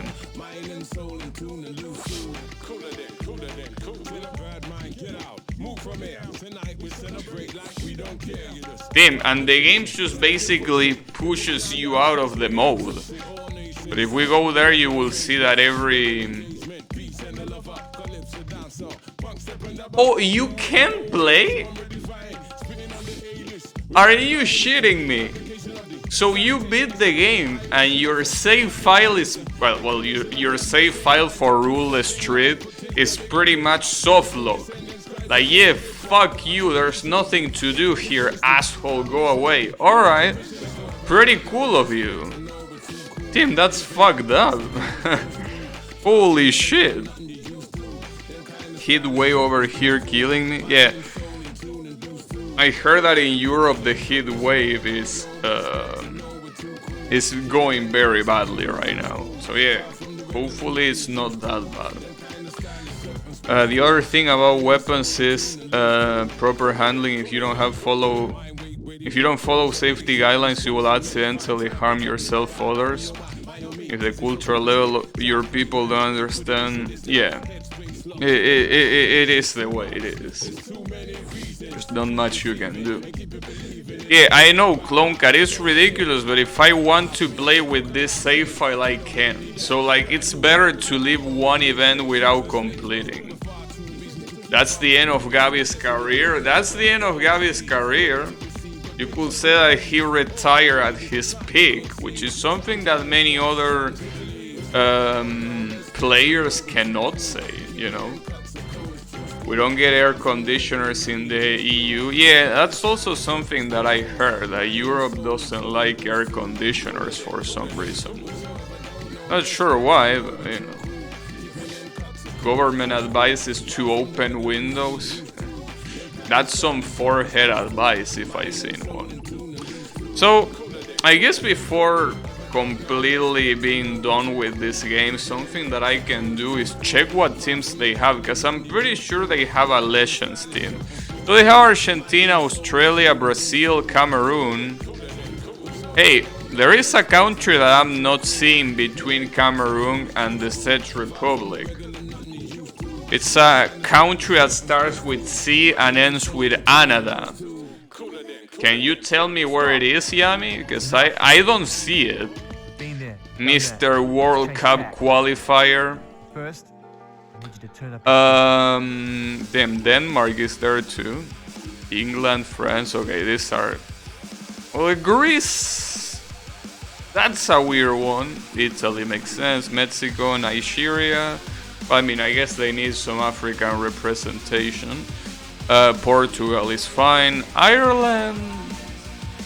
Well, I mean, it's pretty much England too. Scotland being England 3. Okay, South Korea. Well, again, Asian representation. Otherwise, doesn't make much sense to be there. Spain makes sense. I don't know about Sweden, really. Well, the USA is only here because it's made by Electronic Arts. Otherwise, the USA shouldn't be here at all. And yeah, there was a country called Legends, and there's also a country of Street Kickers. I think these are the OCs. Yeah, these are all OCs made by the game, I think. Probably. Yeah, I think... Oh, I'm even there, since I'm an OC too. That's pretty funny. Pretty cool.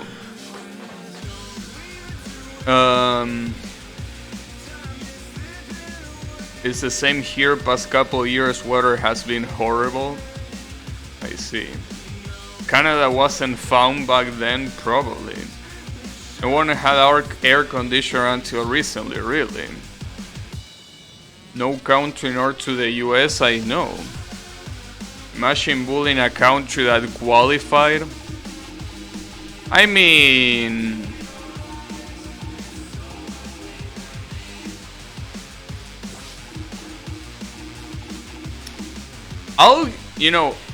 I will actually respect the Canadian football team if they get out of pools.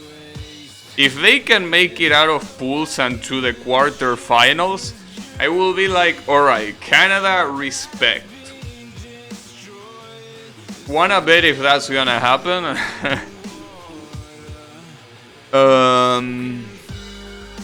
EA is a Canadian. No, I'm saying that the reason why the USA is in the game is because EA being an American company. The USA has no place being in this game. I mean, if you don't put Canada, you don't put the USA either. It's like, what are you even doing? But no, I want to play. I think the best team in this game is Brazil, right?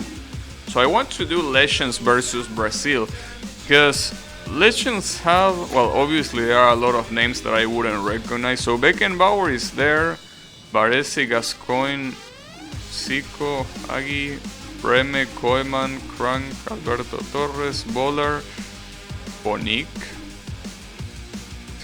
Pele. Is this the actual Pele? Like, is this the real Pele, or is this a fake Pele? So if it's the real Pele, damn, I'm there too, I'm a legend.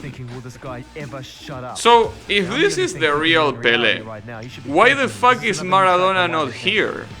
Are you out of your mind? You make a team about legends and you don't put fucking Maradona?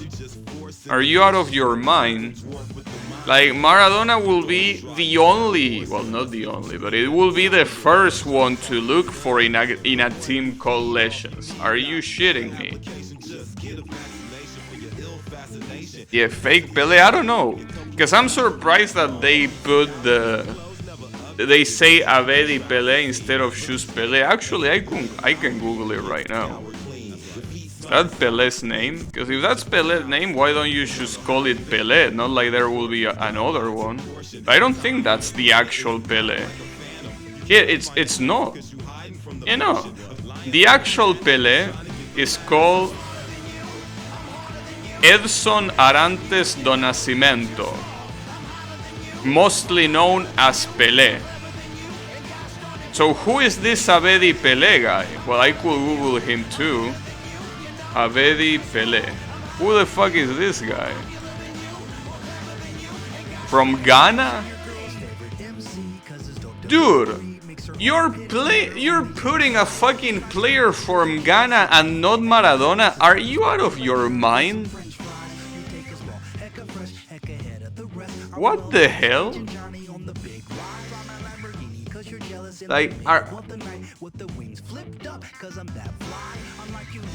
I don't get it. I mean, maybe this guy was an amazing player, sure. But you can't put this guy and not put Maradona. Like, what the fuck? I mean, if you're gonna put a Pele in the game, why don't you put the real Pele in the game? Now that will be...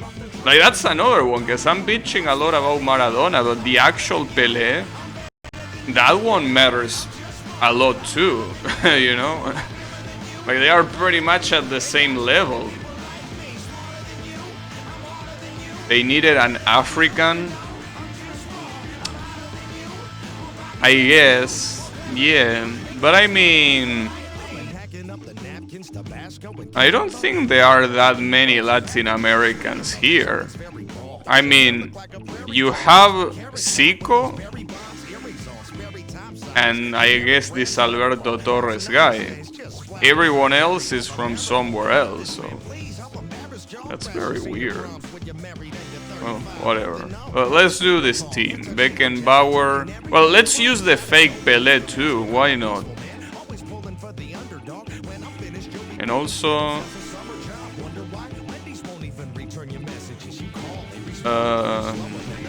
yeah, why not? Alberto Torres. And from the opposite team, I mean, Ronaldinho...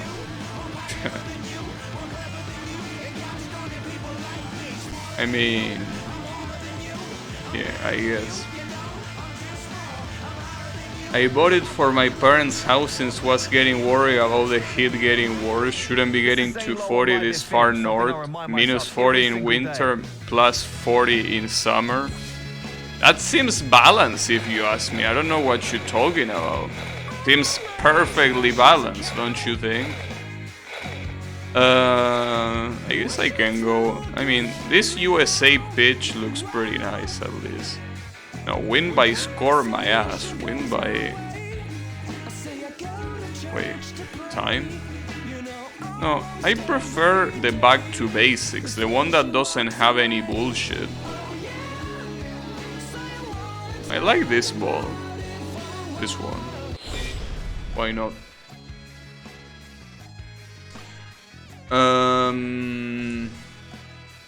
Can we get Pelé? Yeah, we have Pelé at home, I know. Is the last guy Hugo Sanchez? Probably. I don't know. I don't know him. Wait, no. Wait a second. Since you say Sanchez, you just reminded me of something. This game doesn't have Uruguay either. What the hell? I just realized Uruguay is not in this game either. How the fuck you don't have Uruguay? Like, holy shit. That's fucked up. You have the entire United Kingdom, because you have one for each country there, but you don't have Uruguay. Uruguay is another one of those countries that is consistently a very decent team, you know? How the fuck you don't have it? It's ridiculous.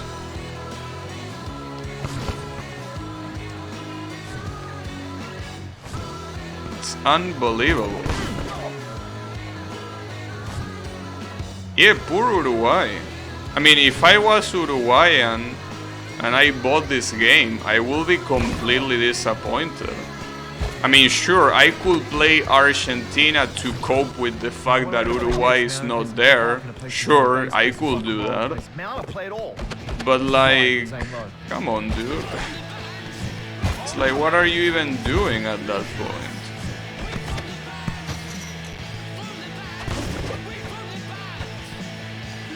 You know? I understand that having representation from every part in the world, but like, come on. You can't have a country like the USA and not have Uruguay. Like, that's offensive, even. Having the USA and not Uruguay, like that's so messed up. Uruguay was the host of the first World Cup held in 1930. Interesting. I think they also won one World Cup, right? I don't remember though if that was the case. But I think they have one World Cup under their belts, don't they? I don't know. Like, there was a point when I was younger that I knew exactly how many World Cups every country won. Well, I still know that Brazil has won 5 and Argentina has won 2. I know that. But for the rest, I kinda forgot. Mostly because I don't really give a shit outside of Argentina and Brazil, you know. I mean, honestly, why don't they just make a tournament called Argentina versus Brazil? It will be like Marvel versus Capcom, right? But instead of that, you get like different configurations for the team on each match, so you wouldn't be able to reuse the same team for every match. Why don't you just make something like that? That's something that will be way more popular than the World Cup. Well, okay, that's an exaggeration. I mean, that will definitely be way more popular than something like Copa America, for example.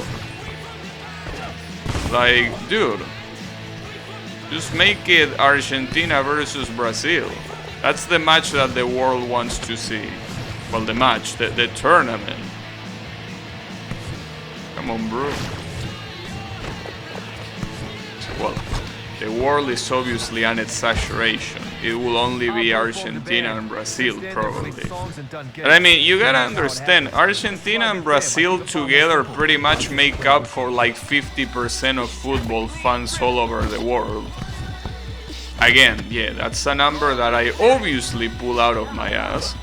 But I mean, I don't think it's that exaggerated.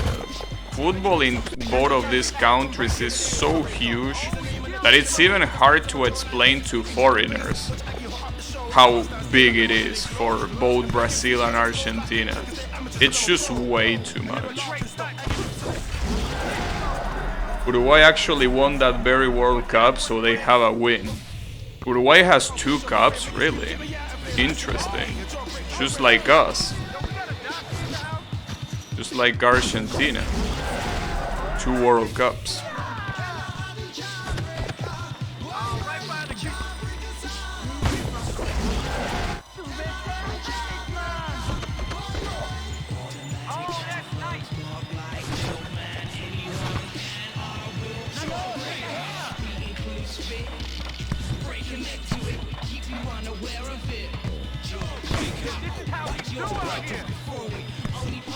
Yeah.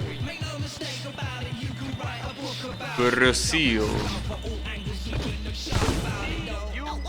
In fact, you know that if at some point, like let's say that in this World Cup, let's say that the grand final, that term doesn't exist in single elimination tournaments like the World Cup, but like imagine in the finals of this World Cup the match is Argentina versus Brazil. Like, that's gonna be a record breaker in views and in everything. It's gonna be like the fated match. And there's gonna be an insane amount of salt for whoever loses and an insane amount of hype for whoever wins. That's gonna be the pinnacle of football. So that's why I feel that, why don't you just cut to the chase and just have a tournament fully dedicated to Argentina and Brazil? You know? Just cut with the bullshit and just do that. Who did Uruguay face in the finals 1930? Argentina. Time travelers. I just gave you a time. I don't know. Watching football from back then is very different than watching football from today. Like, people back then were not the physical monsters that they were today. That they are today. So it's a very different type of football. Not saying that it's worse, it's just something that will take some time to get used to watch after seeing so much of current football, right? At least it will be better than a final between two European teams. I don't know, I feel that, well, it depends on what the two European teams are. For example, like, wasn't the previous World Cup Croatia the one that got to the finals, or did they only get to the semi-finals? Because I don't remember. As for example, Croatia will be the perfect example of a hype match. Like, a European team that nobody thought that will get that far, got that far. So let's say if the finals are Croatia, or well, in this case any other underdog team versus a very well-known team like France or England, see, that will be interesting, because you will obviously be cheering for the underdog.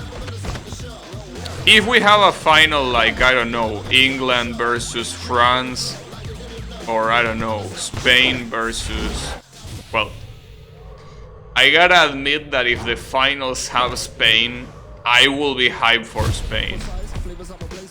Like, I know that it might not be interesting for the rest, but I will be very hyped for Spain. The same thing if Italy got there. I mean, I can't avoid it, it's in my heritage. It's just the way it is. But yeah, if it's a finals like England versus France or whatever, I couldn't give less of a shit. That Spain versus Netherlands final 12 years ago and the Italy and France before that. Yeah, personally here I can't really pretend I'm not interested about Spain.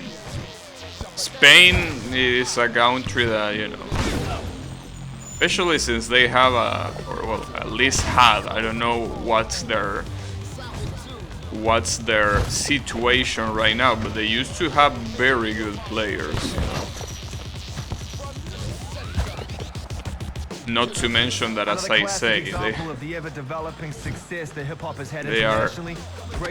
It's a country that is part of my heritage. So, checking out the sounds of Giant Robot. You know. French MCing at its finest. Track is called Get Up.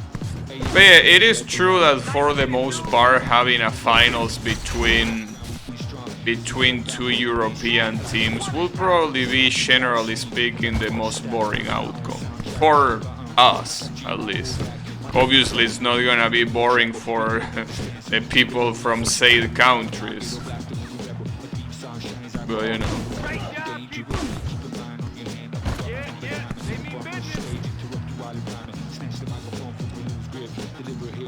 Would be nice to see like an Asian or African country get far.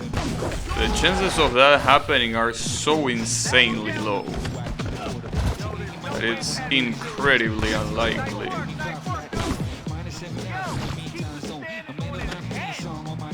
I was hype about Spine back there too, but the match was just awful. I honestly was too little to remember, so I wouldn't be able to tell. So I think the match being boring is not really what's important. A match can be very boring, but if you really want one of the teams to win, the experience itself, it's very hard for it to be boring, because you will be nervous at every situation. Like every time that the opposite team steals the ball, for example, you will be like, oh shit, please no, please recover it, right? Like, that's the thing, when you really want a team to win in football, even if the match itself is absolute garbage, it's never a boring moment, because you are just so invested in it. Like, for example, I'm pretty sure that Argentina versus Germany in, I think, 2014 was like a super boring match. In fact, it ended 1-0 on Germany's favor, I think. It doesn't matter if it was a boring match. Like, people here were like insanely invested into it. Like, the experience itself is so crazy. I already mentioned it before, but my father, when Germany scored that goal, he looked so hopeless. He was like, damn, it's over. It's over. Right, like, you know, a missile just landed in a nearby city, you know? Like, that amount of helplessness. Oh, sorry, hopelessness. You know? When it comes to that, as long as there is a team you really care about there, it's very hard to be bored, you know? But obviously, I think that only happens with teams that are from your own country. Like, for example, yeah, I say that I will be interested in Spain, but as you say, maybe if Spain had a boring match like the one you are describing, maybe it will be boring for me too, because yeah, I want Spain to win, but I'm like, so what, right? Like, it's not as if Argentina is there.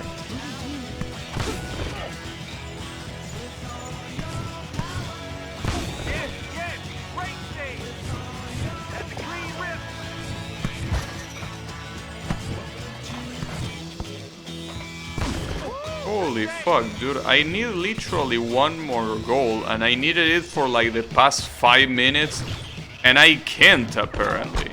It's too much to ask. Ouch.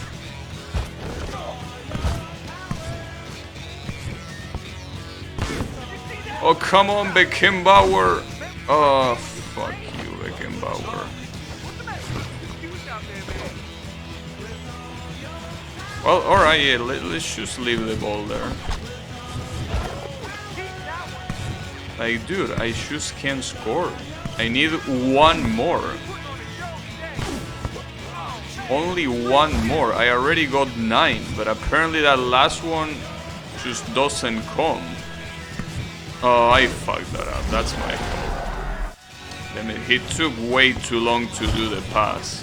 I don't know why, I pressed it as soon as the ball was in my possession, but I guess he didn't feel like doing that. Holy fuck, I just can't score. I can't score!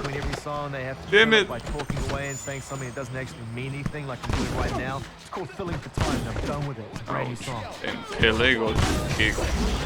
Damn, to the point where they were able to fucking tie the match. Holy shit, dude. It just doesn't happen. It refuses to enter.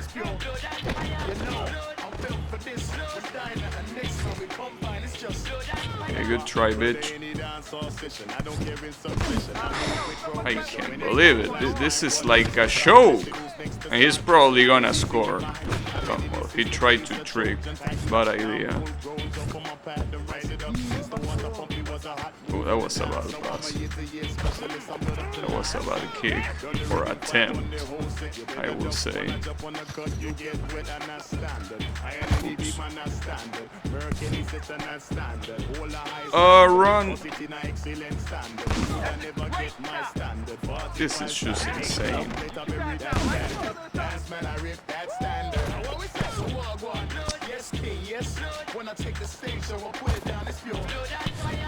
No, not to the goalkeeper, damn it. Oh, nice interception, holy shit.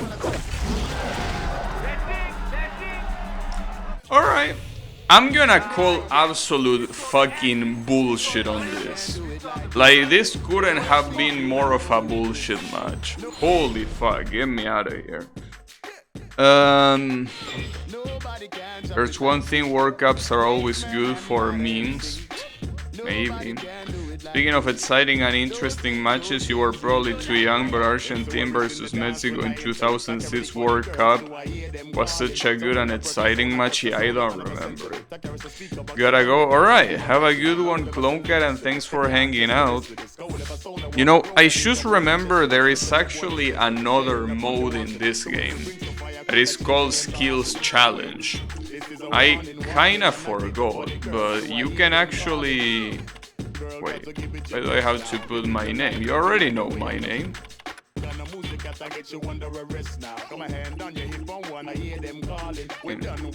Wait, can I pick my own guy? Or is my own guy off limits? Or this?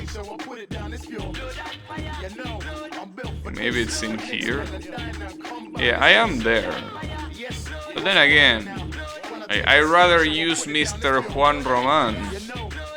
Wait, I need to... Wait, what is this? Why do I have to pick multiple? But wait, this is a match? Wait, but no, this is not the mode I was thinking of. Wait, no. Wait, where is the mode then? Like, trick book? No, but no, it's not this. Wait, what's this rewards thing? Oh, okay. Yeah, the game is basically telling me that I unlock absolutely everything. Pretty cool. Well, I guess it was that mode, but I didn't remember that you needed to select players. I mean, I guess I will do it, but the issue is that, like, you input your name, and then you select... Oh, but you can start the game right away. Okay, never mind. So you don't need to compete against anyone. So the question is, this is the one that you needed to do inputs, right? I think it is. It's what I want to show. It's basically a game mode that, yeah, as you can see, it's like you're playing a trials mode from a fighting game. So you need to hold down, yeah, to shuggle an R button at the same time to perform shuggle tricks. Okay. So for example here... Oh yeah, I think I remember it.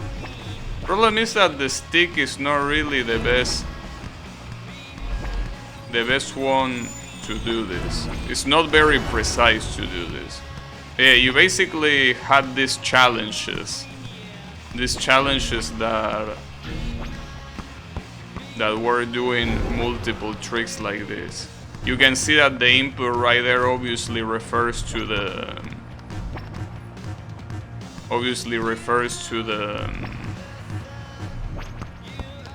right analog stick. But some of these are pretty hard. Especially because some of them you have to do them very fast. Ah, fuck. And a lot of times you have to do them all very fast in a row. There you go. Damn, actually got that.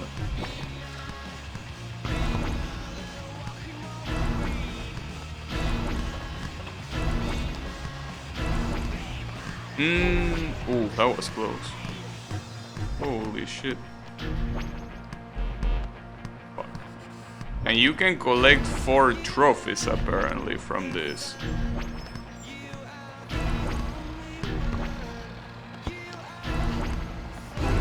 There you go.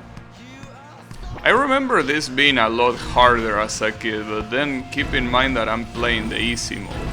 I don't know what the other modes are gonna have. So I don't think there could be many harder tricks than this, really.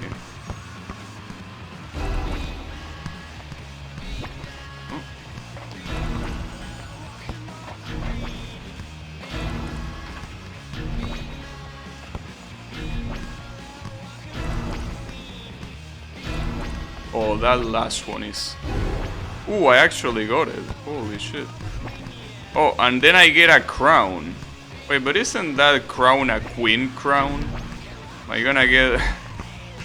Is this game calling me a queen? Alright. Why not?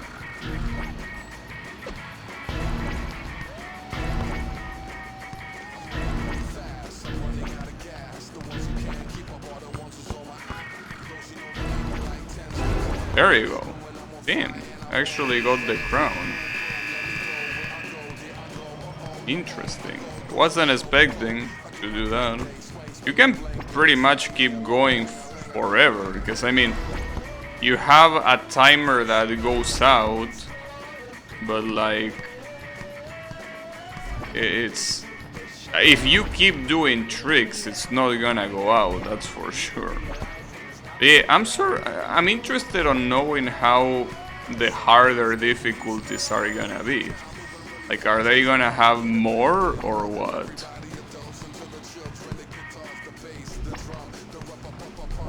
But then again, how many inputs can you even fit in the screen? That's the weird part.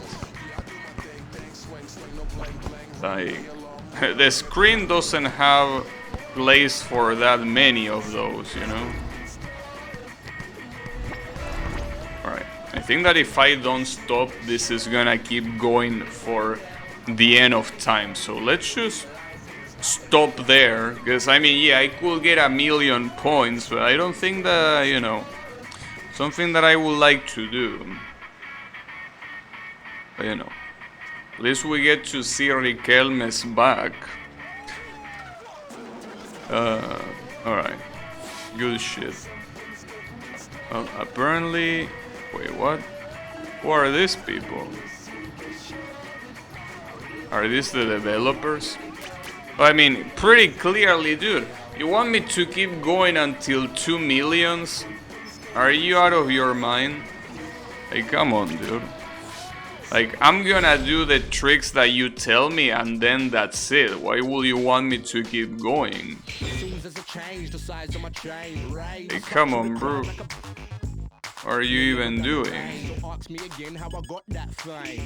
Alright, but that was only easy mode. What does medium mode have? Well, it has regular and hard. Wait, why do I have to add this every single fucking time? I don't get it. I mean, this is not a multiplayer mode. Like, why would you have to add multiple? I mean, why would you even have to add one? Yeah, you could just be like, hey, select your player and that's it, you know? Alright. So what's the difference between difficulties? I wonder. Maybe that they are more strict with the timing or some shit? Probably. Or maybe that they require more points? Oh, or maybe that...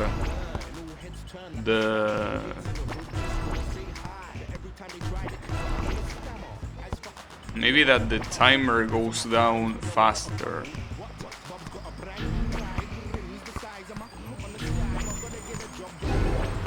Nice. Yeah, no, I should think... Well, the combo challenges also require more points. That's also another difference. But sure, why not?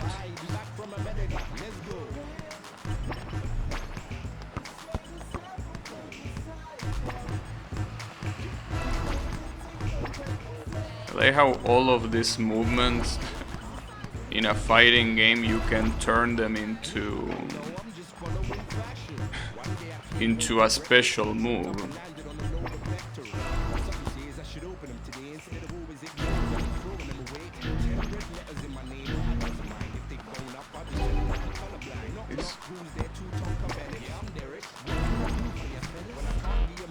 Really?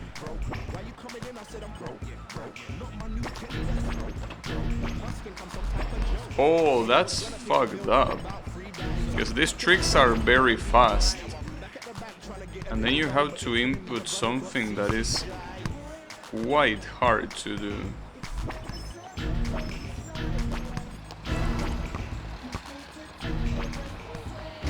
Nice. Still got it.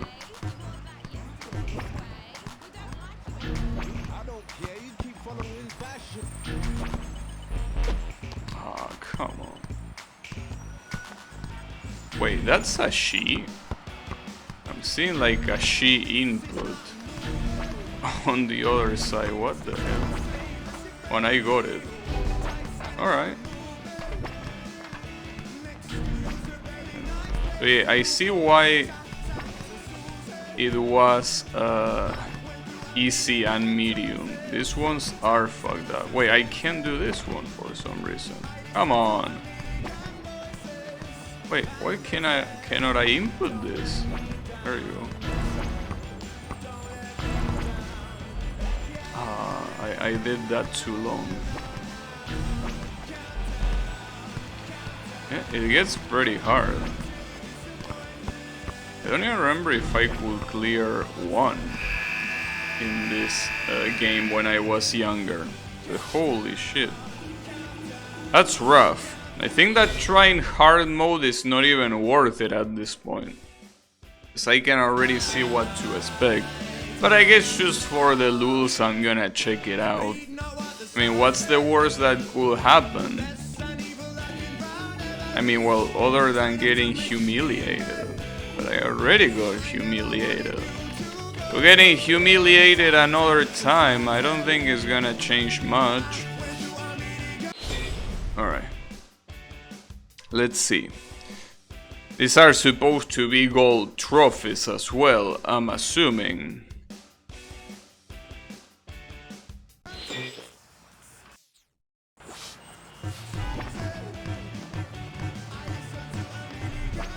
I wonder how old Riquelme was in 2005, which is when this game released. Because here he looks super young. Oh, that's fucked up. Doing those two in a row. There you go. Australia in the Asian Football Confederation. They used to be in the Oceanian one, but were removed. They probably were removed because they will definitely dominate a lot, right? Probably. I mean, for what I can understand, Australia, at least compared to other countries there, it's in another level.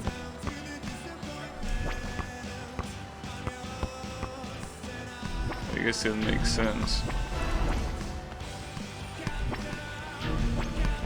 Oh, come on, dude. That count? Okay, it does. Okay, well, hey, at least I got an emblem. Sadly, the timer is most likely gonna run out.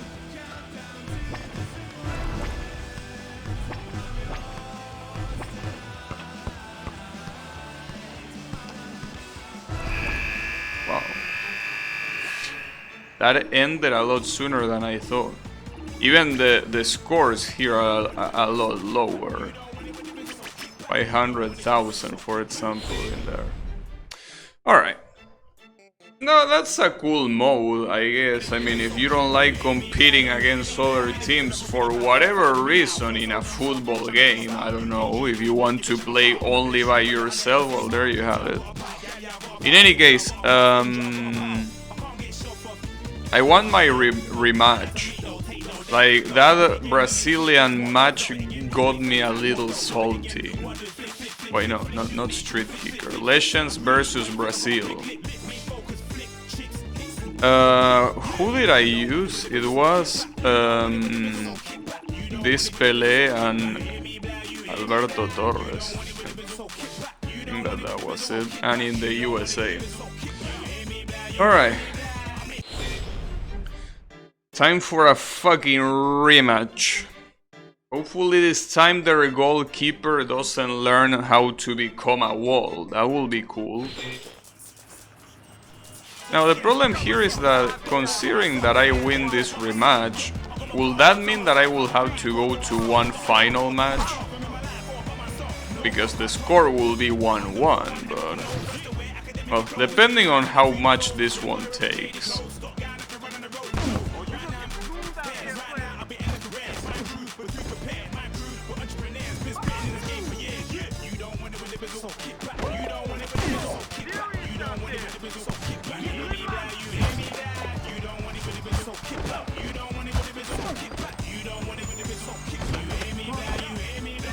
Now that I think about it, you know how I call Scotland and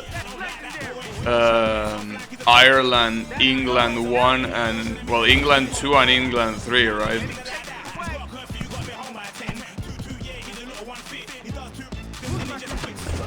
Like, the funny thing is that they can say the same about us, you know.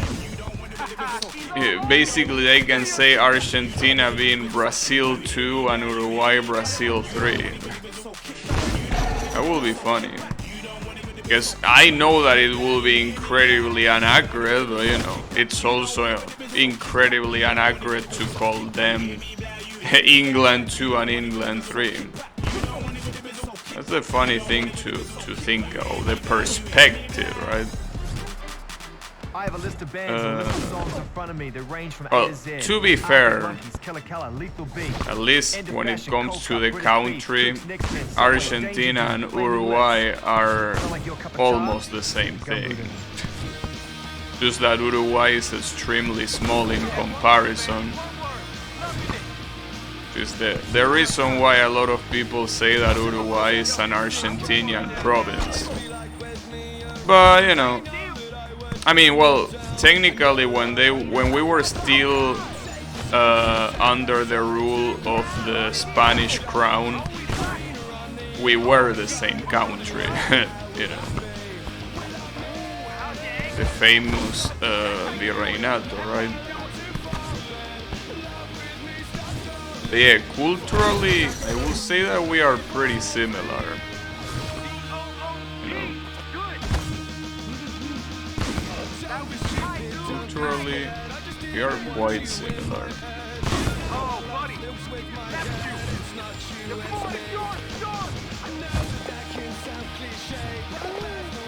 Even the way of speaking, which is something that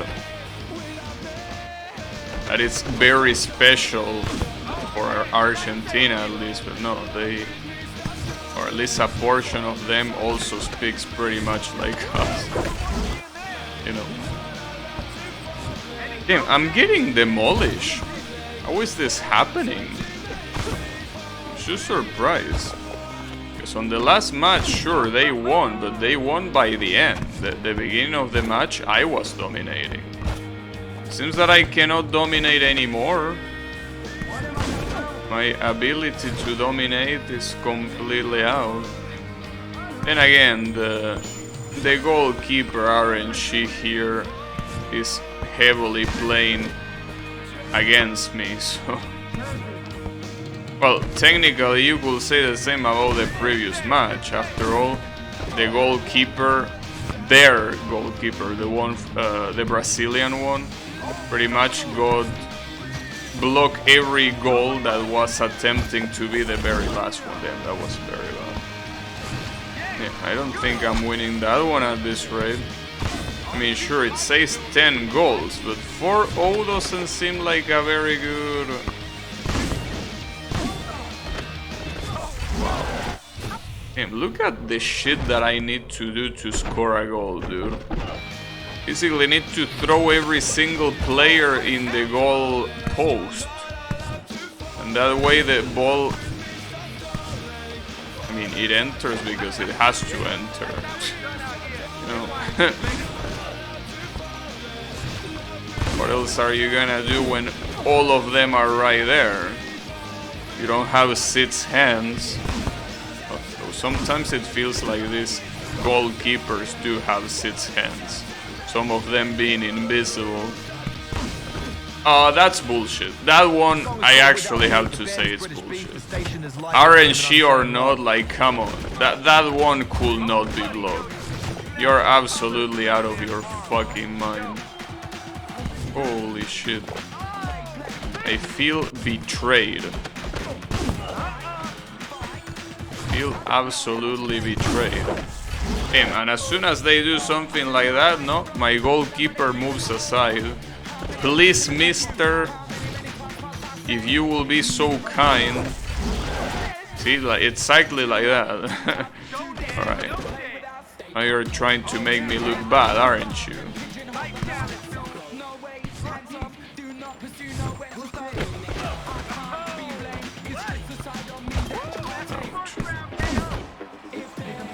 Yes, I'm looking around and you're basically correct, since regional tournaments were becoming more prominent. Wait, let me read the rest later.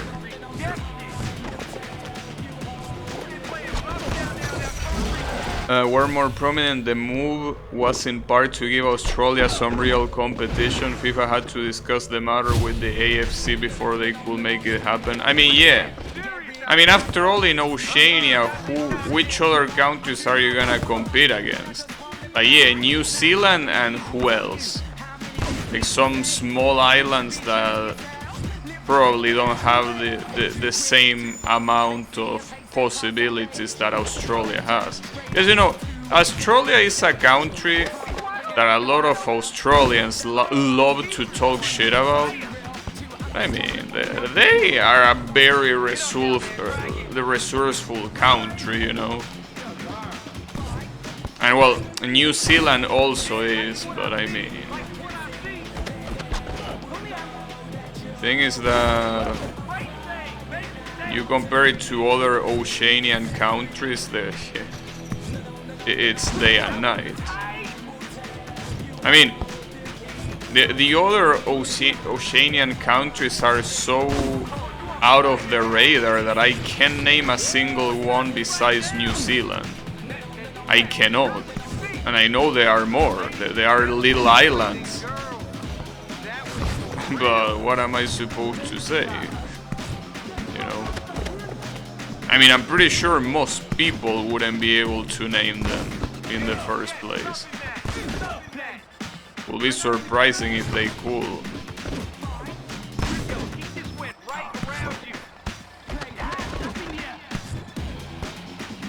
Oops.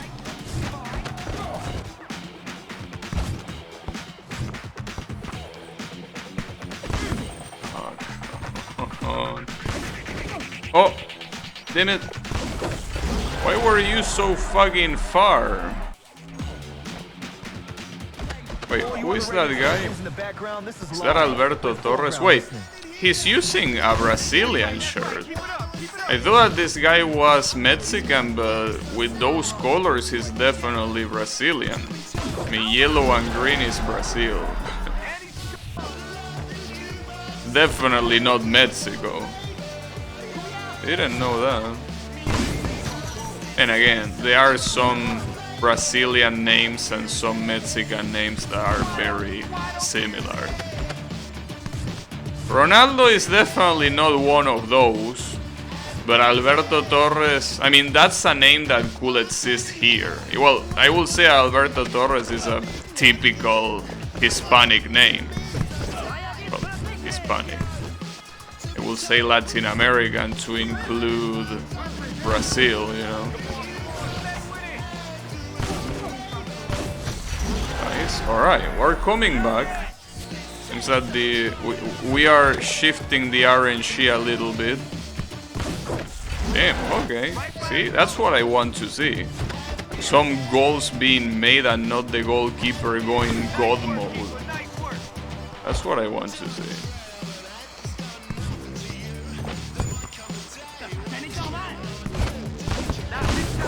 Damn. He had the perfect positioning to do that. Oh, come on. Really? Do it!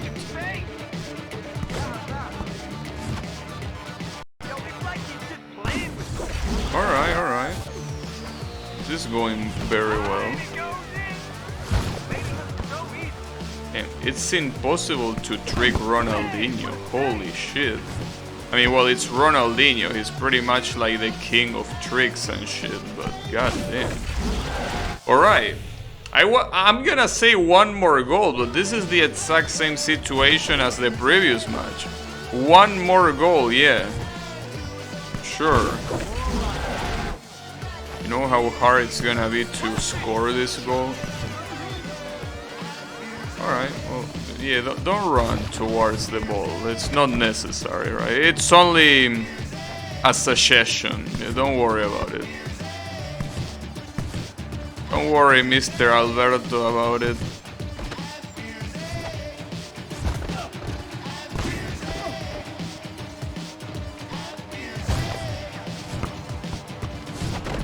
Live FM, F stands for 4, M stands for music, for music. You just heard one, here's another one. Don't stop.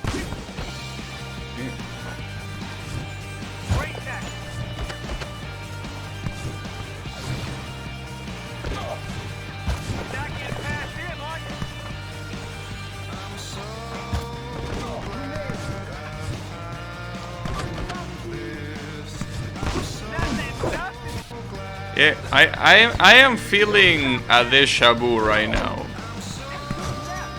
I am feeling a very, very strong deja vu. The difference is that here I'm not even getting the chances to shoot on the goal and get blocked. Oh, okay, I got it there. Yeah, this is shaping up to be exactly what happened last time. Basically getting absolutely fucked by the goalkeeper that just blocks absolutely everything.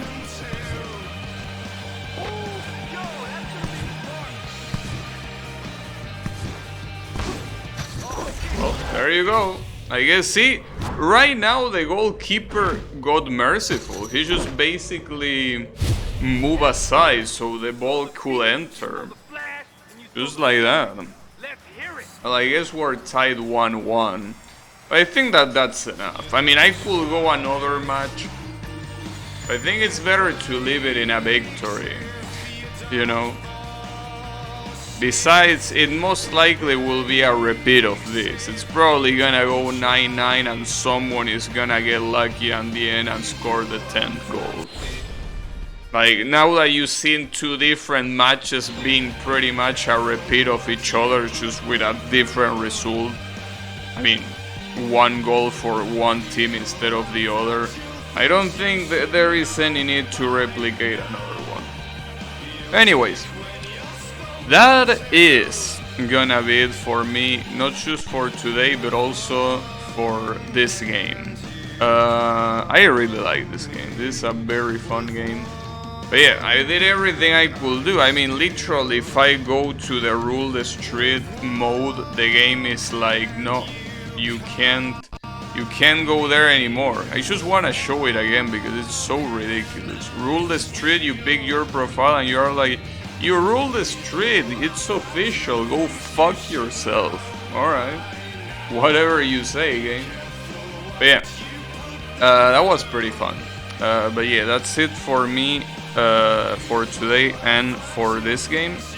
So hope you enjoy FIFA Street 2.